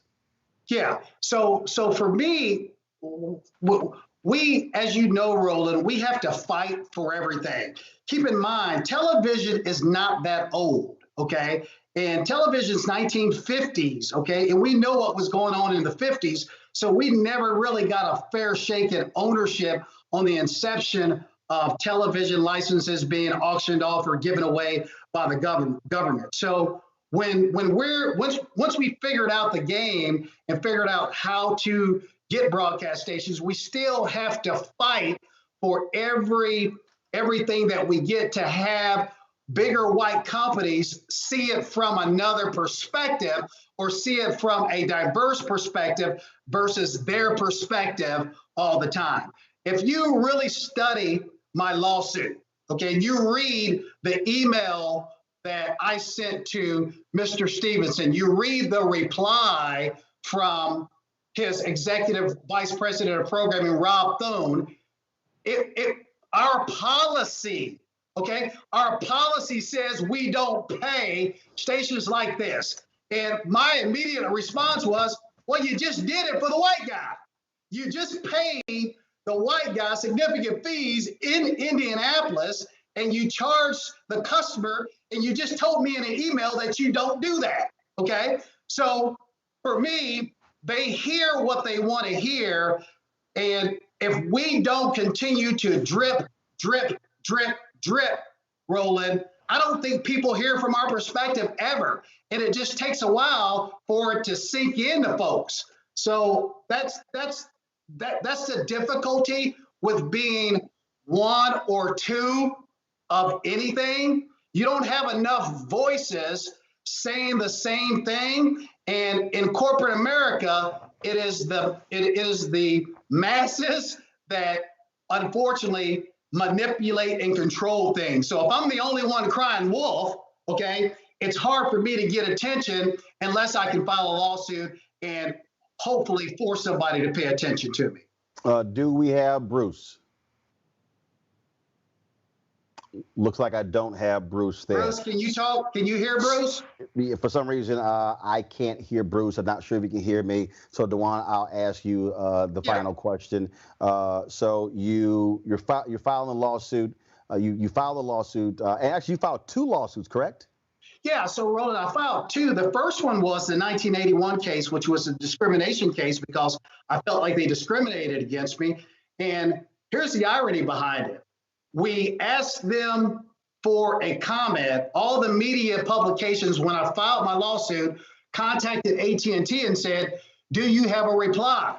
Typically, companies say, hey, we disagree. We're going to fight this vigorously. Instead, they attacked me. Okay, they created and lied about what the real situation was. And when I read it, I said to myself, wait a minute.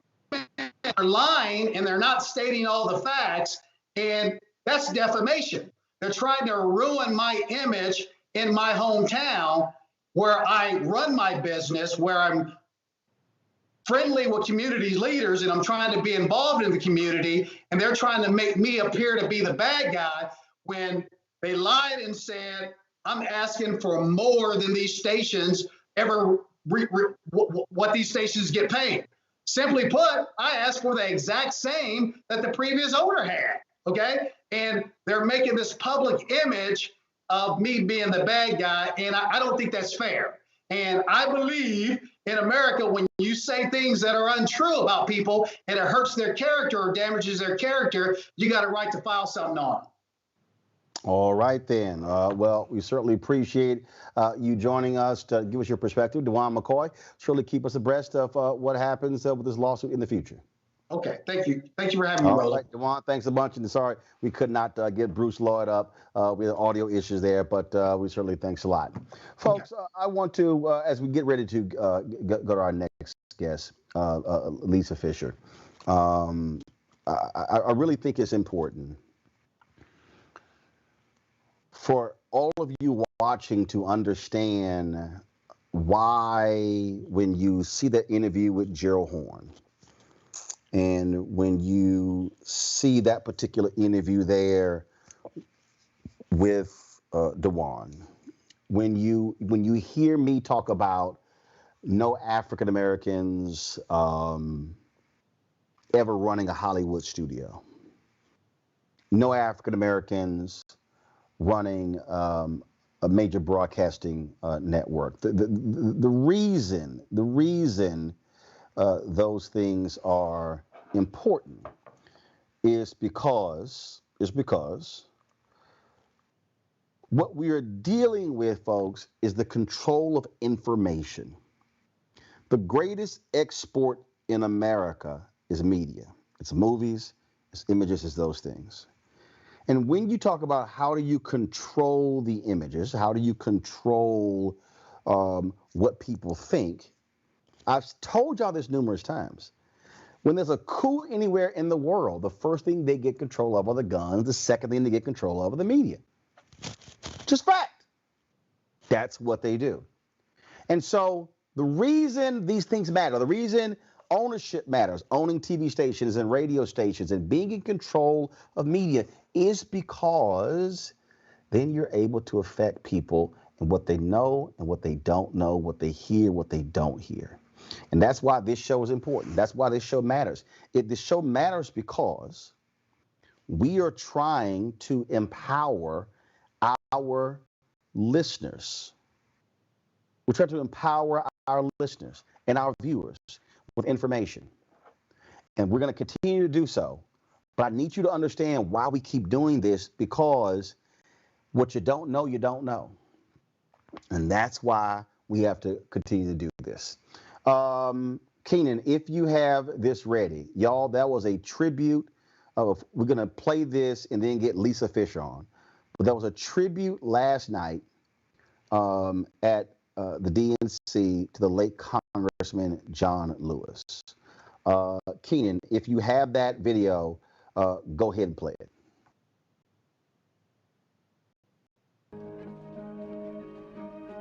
Was something deep down within me, moving me, that I could no longer be satisfied or go along with an evil system.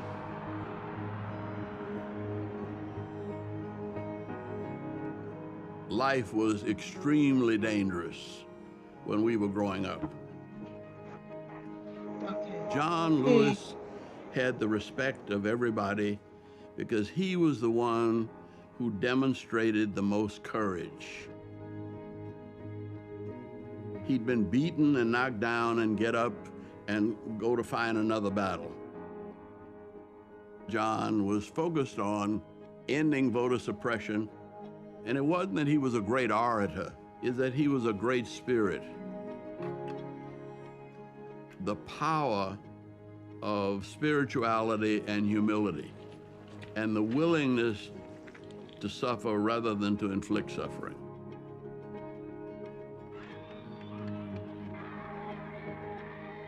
One of the things that John has taught us is that, yeah, you may have to sacrifice, but if you're sacrificing for a cause, something bigger than you, and you really believe in it, then you will have people following you. We do not get meaningful legislation out of this Congress. We will march through the South, through the streets of Jackson, through the streets of Danville, through the streets of Cambridge, through the streets of Birmingham.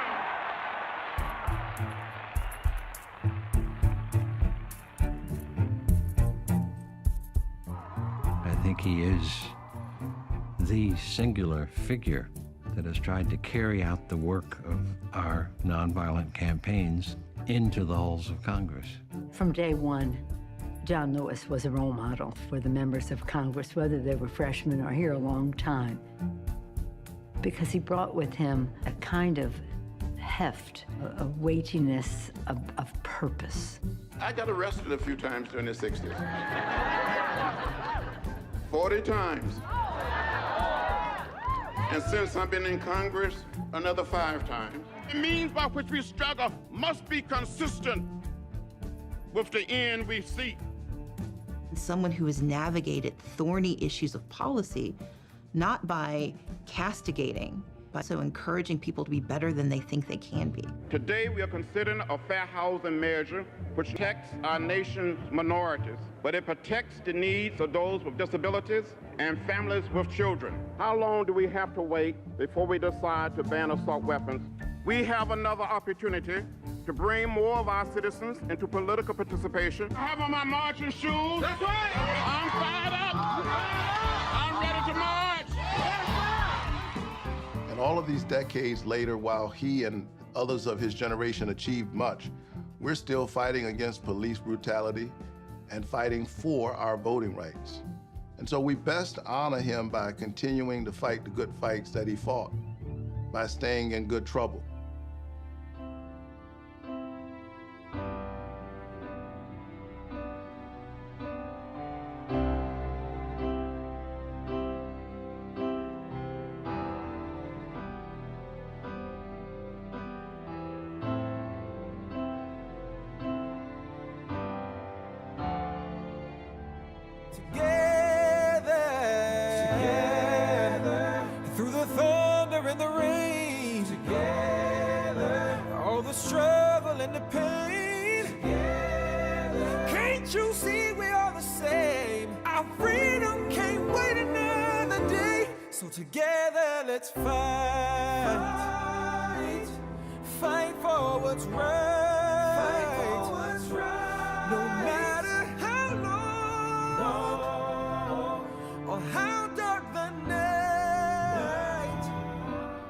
We will create a beloved community. We will redeem the soul of America. As a nation and as a people, we will get there. Climb to the mountain top, and one day we'll win together.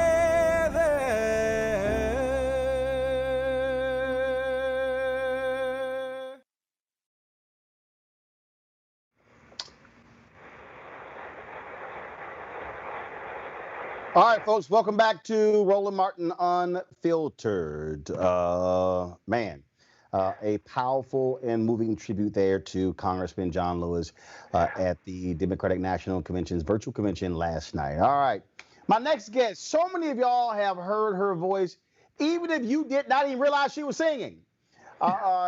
She has been, I don't even like saying she sung backup. I don't want to call her a backup singer. I'm going to call her a complimentary singer. I'm going to call her a singing partner. Of course, some of us love the song "How Can I Ease the Pain," and I've always wanted to talk to her. Always wanted to interview her. One day, when I was on the Tom Joyner Morning Show, she called in. I had just finished my segment, and I was still on the line, and she was talking, and I was like, "Damn, I didn't get a chance to ask Lisa Fischer any questions, or couldn't even say hi." Well, I got my own show, so now I can. Lisa Fischer, how you doing? I am so happy to see you. Can you hear me? Yes, I can hear you. I can hear you. How are things going for you today? Today is good. I have to go day by day. I was just talking with someone about, the beginning of COVID and just the death and mourning of what was versus not knowing what the future is going to hold and getting comfortable with the idea of really walking in faith, So yeah, I'm good today. So for everybody who's watching, so understand, so how did we meet? We actually met through Instagram. So I had no idea Lisa was following me on Instagram. And y'all know I love music, and I'll sit here, I came up with Club Brown Liquor. Now I don't even drink. And I came up with that because I like playing old school music and music folks that may not have heard of. Then all of a sudden, Lisa's in my mention. She's commenting, and I was like, "Oh my God, wow!" I was like, "I gotta get you on the show." And so we actually connect through her thing with this music. Man, I tell you, I was listening to DJ Nice that particular evening, And then he spoke about you. And I was like, I didn't know that you even played music. I was like, I got to check this out. So I go, and it had to be, I don't know, 2, 3 in the morning. Yep. That's what it was. Some stuff that I had never heard before. And I was just like, you were just blowing my mind. In such a beautiful, caring, intelligent, naughty way. It was beautiful. It was everything I needed at 2, 3 in the morning. Any hour, actually. I could listen to Brown Liquor anytime. But. See, the thing that I said this the other night when I was on. So y'all, last weekend, Lisa was like, look, I need you to do Club Brown Liquor. So I did it Friday night, and then y'all wasn't even there. So she's like, oh my God, I missed it. So I said, okay, fine, I'll do it again. I did it again Saturday night. And I think I came back Sunday night. I was just in the mood for playing music. And what I tell people all the time is just the thing about music is there is no mood that you are in that a song can't not speak to or you relate with. And music also has no language boundaries, in that even if you're playing a salsa song and you have no idea what the hell they're saying, the music can actually move you in a certain way. Yes.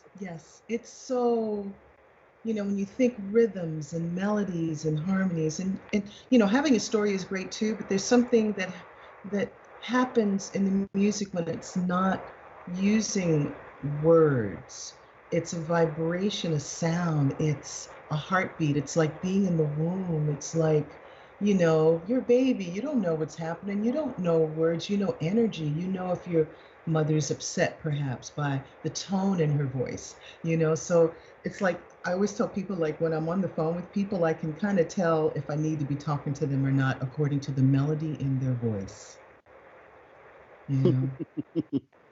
Because, you get somebody on the phone, a business, and they go, can I help you? And they mean it.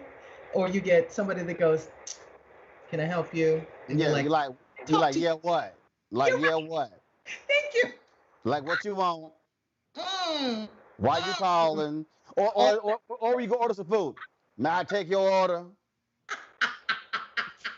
I'm just like, really? Yeah. Right. Crazy. You like, damn, is it that rough? Really?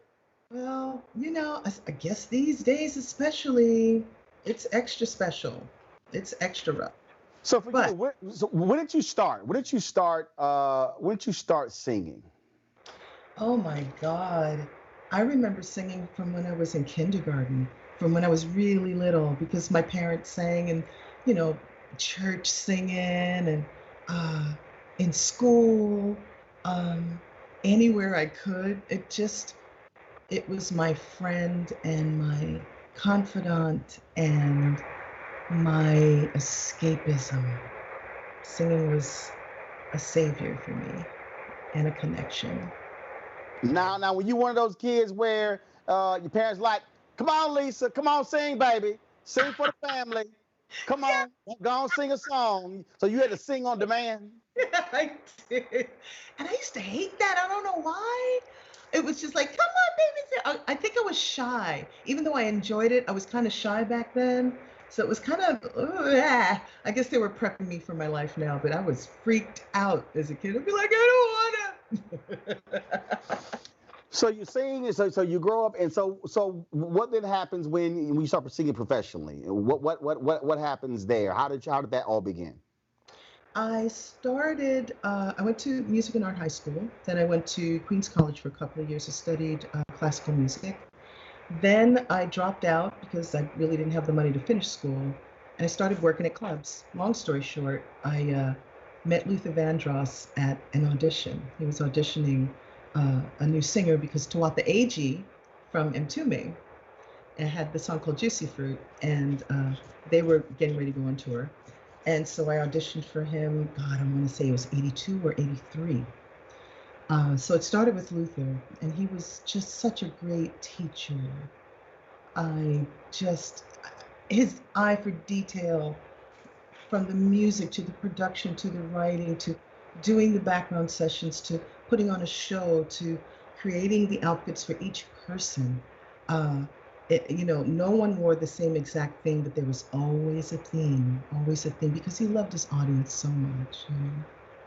So it started there, and because of his management, it was a Live Enterprises. Danny Marcus was his manager, and so he took me on and got me a record deal at Elektra, and then I got together with Narda Michael Walden, who you know, and then we wrote How Can I Use the Pain.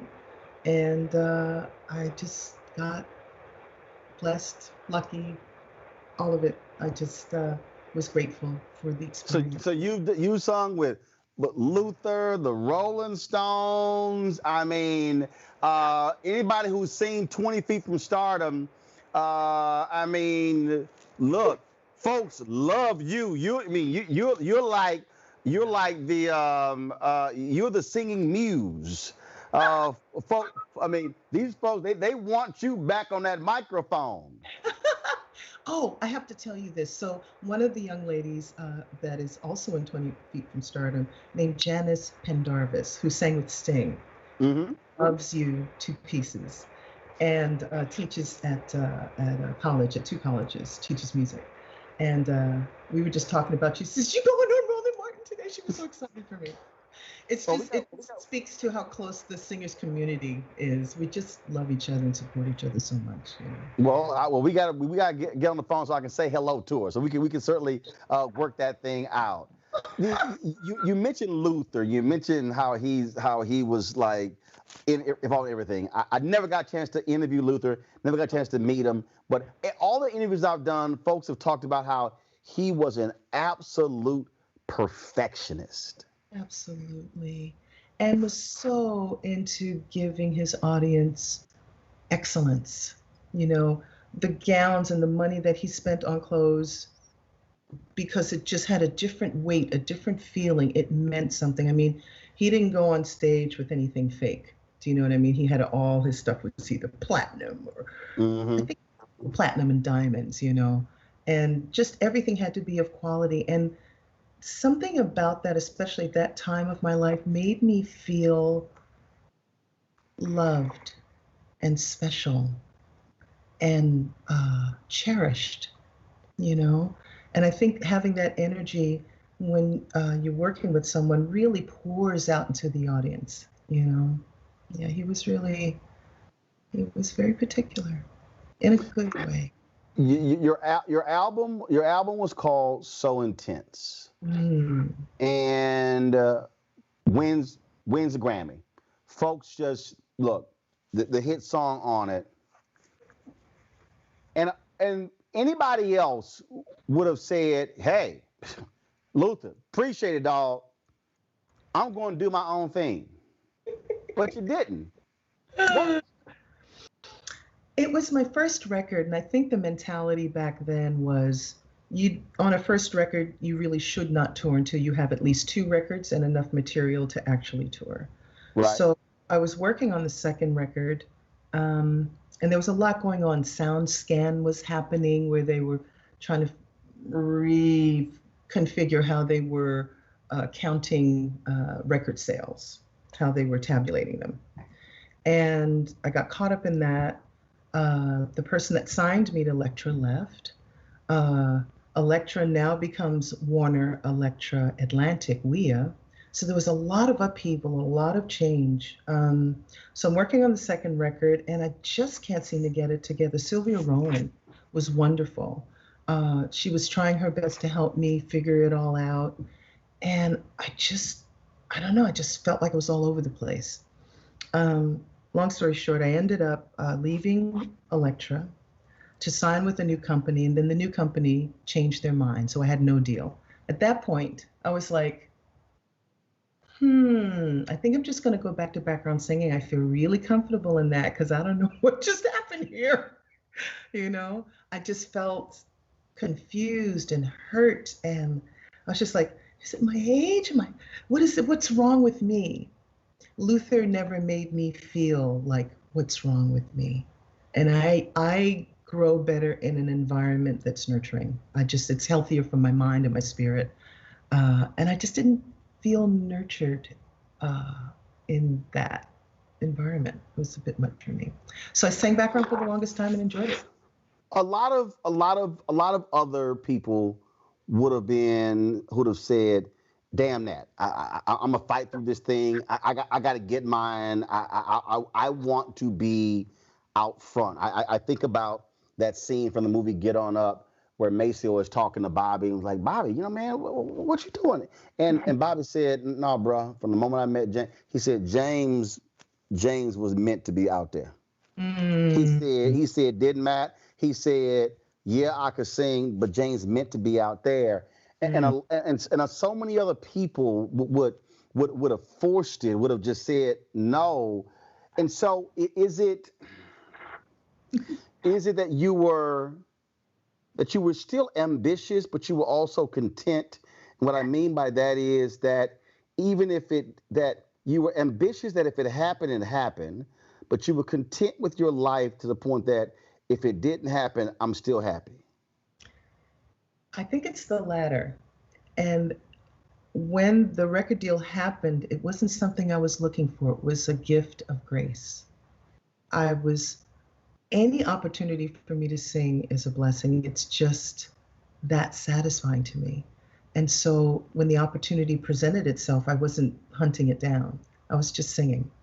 And so I was just like, oh, okay, this is the path you're given, let's go down this path. And then so once that door closed with the record companies, I thought it was a sign that I should step away. And in a weird way, now that I'm, it's 30 years now, but now that I'm older, I feel like I have a lot more to say now, that I'm a lot more full-bodied in every way, emotionally and spiritually. And I think back then I felt more like a feather in the wind, I was just a little unsure of my purpose. I knew that I loved to sing, but now I feel like I really am seated in my purpose. Was it also that you had not gone through a lot? I mean, I think back to what Aretha Franklin has said, what she said, what Gladys Knight, with so many other singers who said, "No, baby, you got to go through some stuff, because what you go through then comes out in your music." I think that is so true. I so believe that. I think my trials and tribulations happened earlier in my life. So, I lost my mother at a young age. My parents divorced. I wasn't sure where I was living. I was kind of all over the place. I was constantly being tested. And so I felt like I had gone through enough and I had enough life experience to talk about. But because I was so focused in on trying to figure out where am I going, that I needed to kind of leave all the hurt behind me and just clean the slate and figure out what's coming, There are folks who don't really understand. They don't really understand the music business. There are people who believe that it's all about who is the headliner. But I sort of remind folks, just like in movies, we look at Denzel or Sam Jackson, and I was talking to David Talbert, and he said, "Man, what people don't realize is folks who are on the crew, hell, they might do 4, 5, 6 movies in a year. They're going from project to project. When you are an in-demand vocal singer, backup singer, session singer, you can be extremely busy, like it's damn near 9 to 5 with the folks who are calling." Have you had that level of experience where you're going from here to here to here, and you've had to tell some people, "Look, y'all, I appreciate it, but I'm tired. I can't do it"? There are times when I'm really exhausted because I don't like coming in raggedy, because when it's on record, it's raggedy forever. You know what I mean? I don't want to be like, "Ooh, I shouldn't have done that session." No, I can't do it. I can't do it. It's not cool, not good karma. You know what I mean? It's just not cool. Yeah. I love you. The thing that Kirk Whalum is my favorite jazz artist. Kirk Whalum's favorite jazz artist. Yes. And Kirk and Kirk and I have talked about this as well. When we talk about music, and that's somebody again who played in band in elementary school and middle school and in high school as well. That when you talk about music between singer, band, backup singers, drummer, keyboardist, I mean, you really have to have a right fit. Have you been in situations where you stepped into it, you just used the word karma. You stepped in and you said, you know what? This ain't a fit. Financially, it could have been great, but you just said this ain't a fit. I got to bounce.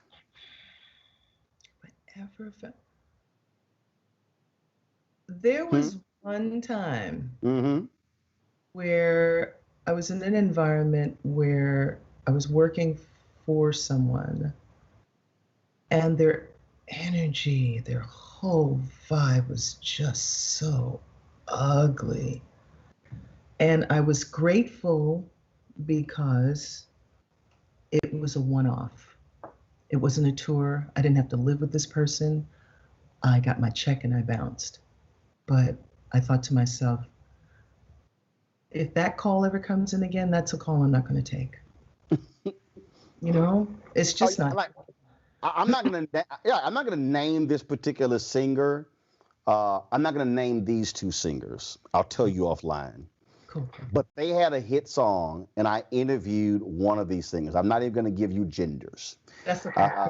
I interviewed one of these singers, and I was just talking about this song and how it was amazing, and folks love it. And this singer said, and I was like, will there be another? And this singer said, we will never sing together again. Okay. Well, I get it. Now I'm talking about a hit song. Okay. That people love, and they were like, no, I will not sing with that person again. And then I was talking to a couple of other artists who are jazz artists, and they were like, yeah, I'm not gonna do anything with that person. Yeah. And I was like, damn. I'm like, they got to be hell on wheels. Well, you know, it's interesting. I look at it like a pair of really beautiful party shoes in a window. And you go and you're like, I want to try on that pair. And you try them on and you party for one night and you have blisters the next day. Those shoes are going to sit in the closet. And you're going to pass some shoes on to somebody else like Cinderella. Here, does it fit? You know what I mean?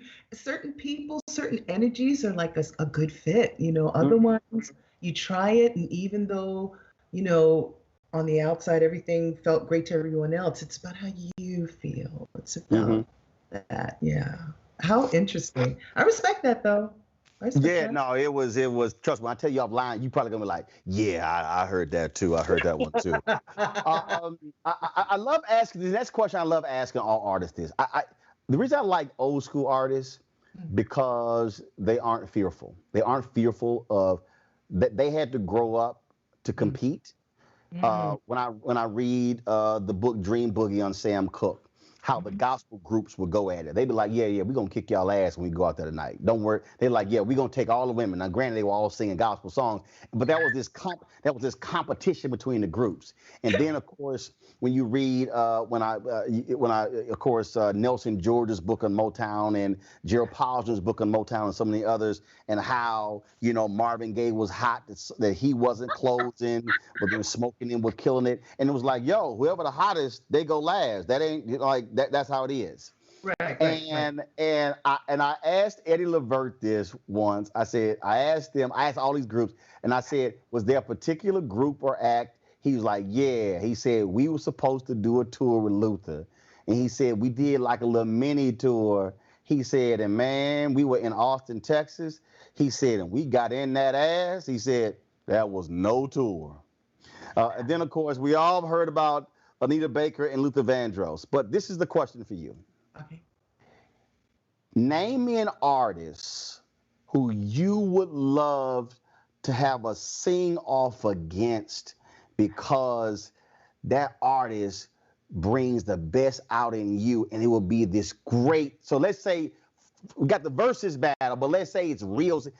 Is there an artist who you would love, not compete against, but who you would love to match that thing with? Wow. There's so many people that I love. And because of my church upbringing and my background singing mentality, I was the chick in the choir. I was not the a lead singer in the church, you know, and everybody, you know, do the holy dance. I was just like, you know, I'm the support girl. And so I look at music in a way where it's about what hits and rubs are the dissonances and the harmonies, and being able to move in that flow. And so I love the opportunity to sing with everyone. The people who I love are God. There's an artist named Laura Mbula who I love, absolutely adore. There's another woman named Concha Buica who I love. God, I would love to speak with, I don't know, someone like Cardi B, or any with rhythms and even speaking to me is melodic. Do you know what I mean? So I think it's more about doing this. Does that make sense? I know that sounds a little crazy. No. Yeah, but you're a music guy, so you get it, you know. Oh, I get it. I mean, that's the beauty of, I mean, and the thing is, you didn't name, somebody's probably watching going, she didn't name anybody I know other than Cardi B. But that's that's also the point, because again, it's somebody may not have heard of, and then all of a sudden somebody's like, yo, I might want to go check that person out. And that's why I just believe that when you're in this space, if you are, look, I'm a public speaker, and I saw this tweet the other day. Somebody said, oh my God, as a public speaker, I would hate to have to give a speech after Barack Obama. And I was like, not me. I'm just being serious. I think for me, when you're doing something, when somebody else is bringing it and somebody else they it's like you like, okay, no, I'm about to go deep. Okay, all right, I got the same way groups. When B.B. King died, Lionel Richie told me this great story. He said that they were in D.C. and the Commodores were hot, Earth, Wind, and Fire was hot, and they were all trying to figure out who was going to open, right, and who was going to close. So they sitting here arguing, and B.B. said, hey guys, he said, here's the deal. I can catch me an early flight back to Memphis. So why don't we do this here? I'll go ahead and open, and then y'all can sell that thing out. And he said, so BB, he rolled out his little amp out there. Lionel Richie said he went out there and just destroyed that stage. He said when BB got done, we were all arguing not who was going to close, but who was going to. They were trying to really close because they didn't want to have to follow what BB just did. and that to me is what's great, when somebody else can bring that thing out in you where you say, okay, I'm about to go to another level with it. Yeah, I'm not that girl. I love watching it though, but I've never really been in a situation where I had to do this. All right. So okay, let me flip it then. So who would you love to see, male, female, don't matter? Okay.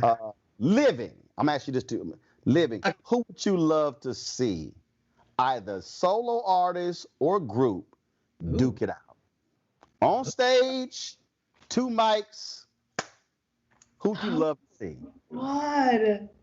Ooh. Probably. What's the girl that sings?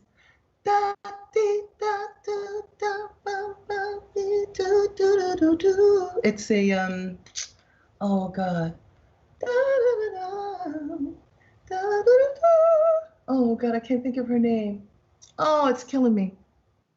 This is really bad. I'm supposed to like know music, but I was going to pair this other person with Alicia Keys, but oh God. She's a really beautiful young lady. It was a song that, it's a remake. Anyway, I have to think of a new one. Your poor face, you're looking at me like, girl, come on now. No, you were doing the song, and I was trying to actually figure out the song too. Additional love, that's something that, and a guy. Oh, Alice Smith. Thank you, Dan. Yeah, that song, Fool, yeah. Yes. That's the song I played the other night when I was talking about that snare drum. Yes. Yes. I forgot how much I love that song and how much I loved her voice. I would love to see her with Alicia Keys. I think they would be beautiful together. Oh no, let me tell you something. Alice Smith. So because I that song, she sang for Harry Belafonte had this event that was in Atlanta. This was in 2017, I think. 2017 was it 2018? So we covered it. And I met Alice backstage, and she went out and sang that song. Yo, I'm talking about, first of all, she walked out there and it was just straight ass swagger. It was sexy swagger. I was like, y'all, she about to kill this song.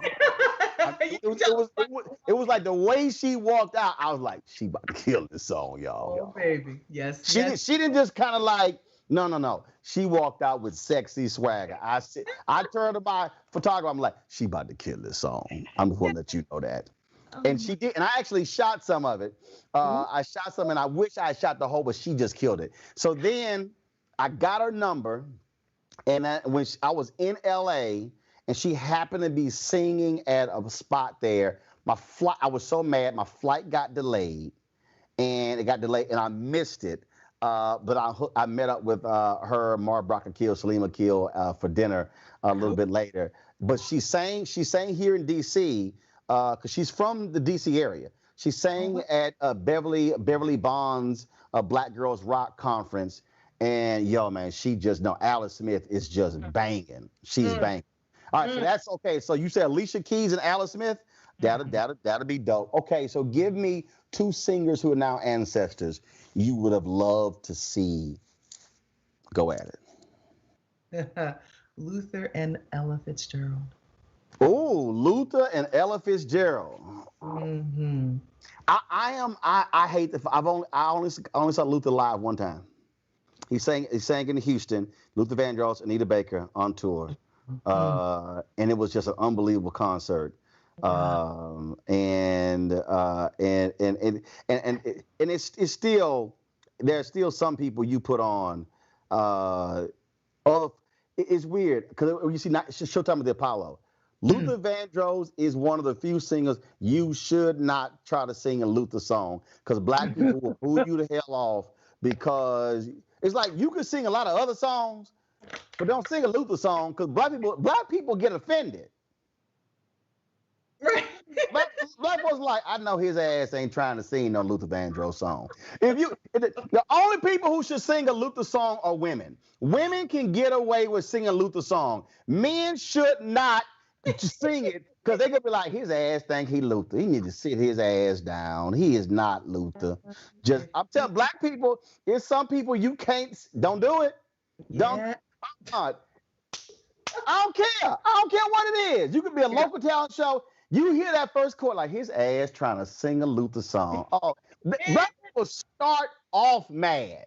Well, it's interesting because, sometimes I'll get people who will come on social media and show me that they can sound like Luther. And it's always so upsetting to me. And you like, stop. It's upsetting because there will never be another Luther. Be yourself. He would want that for you. Mm-hmm. Do you know? It's like even if you do approach a song, be you. Be you. Absolutely. He respected each singer, every musician on stage for who they were. And so, it's even hard for me to hear Luther's voice now. You know, I still get heartbroken. So, you know, for someone to do a poor job of it, you know, because I heard him every night, so I know what he sounds like. I know every nuance. I know everything, you know, as far as how it hit me. So when someone comes with that, it's, and I understand it's out of love and respect. I really do. But I think having that as, having him as an inspiration is a beautiful thing. But to further to find yourself is the blessing, you know? Yeah. Y'all can imagine Lisa gonna have her fan behind her fan. She's like, you better sit your ass down trying to sing Luther. She coming up, you better sit the hell down. Boy, stop. Cover it up. Hey, somebody asked, what are you working on? Are you working on an album? First of all, because the other night you said you were in the studio. So are you working on an album? Are you got your own band? What are you doing? How can people hear you so they can stop talking about the one song? I know, right? So I was working on it was for the National Endowment for the Arts. They were honoring jazz greats. And so I was working on that, and Terry Lynn Carrington was the musical director. Dee Dee Bridgewater was the host. They were honoring Bobby McFerrin, Roscoe, is it Roscoe Mitchell? Yes, Roscoe Mitchell, I believe. And is it Reggie Workman? I believe that's the name, because these were new people to me. And Dorothea Kirk, I think. Not the name's wrong, but if you go to NEA, you'll be able to see the names, and it's on YouTube. Okay. So it was really fun to work on that, and you know, just trying to figure out like how am I gonna get my mic set up and doing things from home. Like, you're a pro, you know how to make all your stuff sound good. I'm like, okay, how is he sitting in his house and the music sounds like it's on the radio? How are you doing this, man? You're gonna have to give me lessons, because I'm just like, oh my God. Actually, I'm gonna help you out. Check this out right here. Yeah. Hold on. Let me see it. Hold on. Let me see if I can. Let me disappear. I'm trying. Okay, I'm back. So I'm actually sitting at the crib, and that's me right now. Huh? Yeah, I got a whole green screen studio sitting in my home. So no, I'm not sitting here. I'm not sitting in my studio, DC. Our studio was shut down. So yes, I got the full green. Yes. Yeah, so I got the lights and everything set up. I got a monitor here. I got the switcher right here. Oh yeah. Daddy's got tracks. I got stuff. I got gadgets. And the thing about my gadgets, I can write my stuff off. Hello, self-made. So if folks want to get your stuff, where should they go to check you out? Yeah, don't go to Spotify. Go to iTunes and buy anything that you know is that has my name on it. That'll be great. And I have a website at lisafischermusic.com. LISAFISCHER. There you go. Lisafischermusic.com. Okay. Yes, and there'll be a lovely new website up soon. I'm writing. I'm home writing, and I'm really looking forward to recording and getting my stuff together. Maybe you'll even help me with my recording. Yo, that ain't no problem. Like I say, look, I can instruct folks from FaceTime. I'm used to. I've helped numerous folks. So this thing ain't nothing. So I've been look. This is what I try to explain to people. I went to communications high school. I've been doing this since I was 14 years old. So just like people who sang their whole life, media. Matter of fact, I was the sports editor of my elementary school newspaper. So really, I've done media since I was in the 4th grade. Wow. This is what I do. Okay, but do you also play an instrument too? I used to. In fact, I played cornet in elementary school. My brother played trumpet. One of my sisters played clarinet. One of my sisters played flute. One of my sisters was not in the band. She's the black sheep of the family. I always wanted to play saxophone because of the saxophone on B.B. King's "Take It Home," unbelievable song. And didn't check the instrument out by the time I'm there. They're out of saxophones. The band instructor, Mr. Schneider, he said, "Look, I need a bass baritone horn. I have none." And I was like, "All right, fine." Bass baritone horn, it does not compare sexy-wise to the saxophone. Right. It does not. It does not. But I did, and I went from beginner's band to advanced band in one semester. And I'll never forget walking to the advanced band class the second semester. My brother who was already in there, he's like, "You're in the wrong class." I was like, "No, player, I'm here."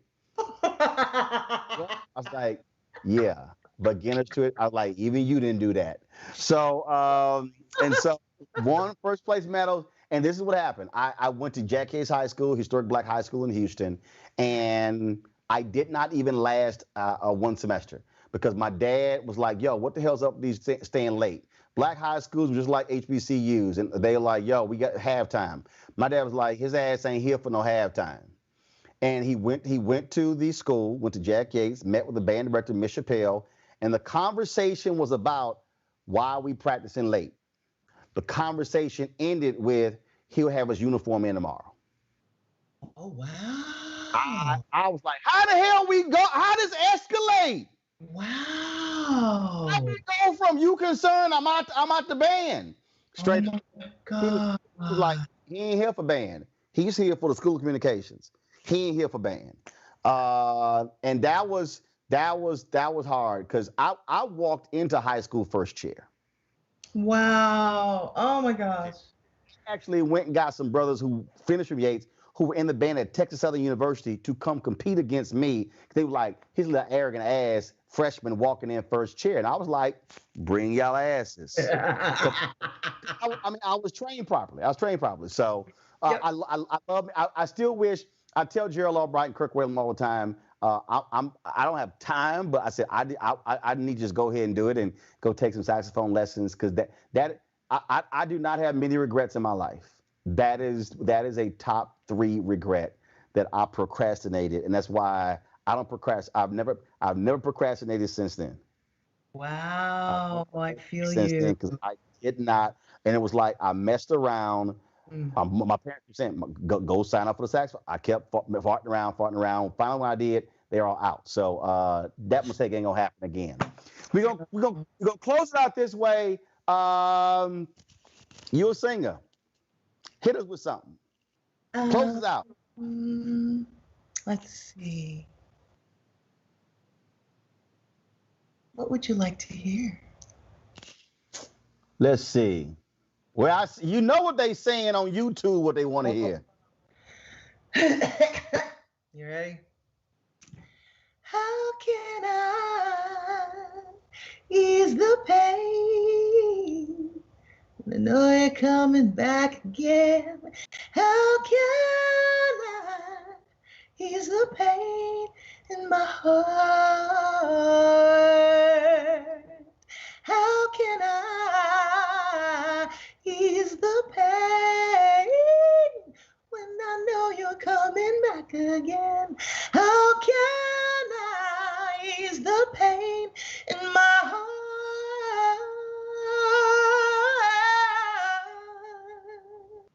How can I ease the pain? Come on now, Lisa Fischer. Folks, go to lisafischermusic.com, get her stuff. She said, don't go to Spotify, go buy my stuff. I appreciate it, Lisa. Great talking with you. Anything you need, just holler at a brother. Obviously, I'm a huge fan, and I appreciate you showing love to me as well.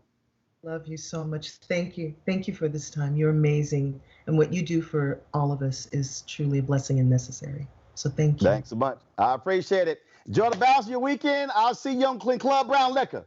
Oh, you will. I appreciate it, Lisa Fischer. Thanks a bunch. Folks, that is it. Fabulous show. Gerald Horne, DeJuan McCoy, Lisa Fischer. Great information. Y'all got to support Roland Martin Unfiltered because that's why we do what we do. Ain't nobody else doing this thing the way we do it. So please support us. Cash App, $RM Unfiltered, PayPal.me/R Martin Unfiltered, Venmo.com/RM Unfiltered. You can also send a money order to New Vision Media, NU Vision Media, Inc., 1625 K Street Northwest, Suite 400, Washington, D.C., 2006.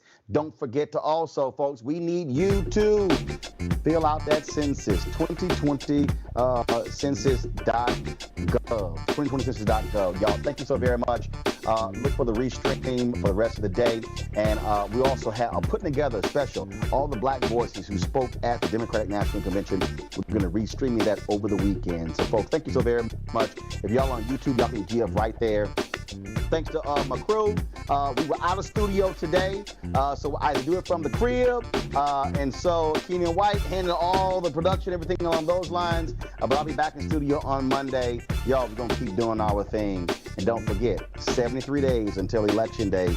But be sure to get your ballot, get ready to early vote so we can hashtag Fire Trump in November.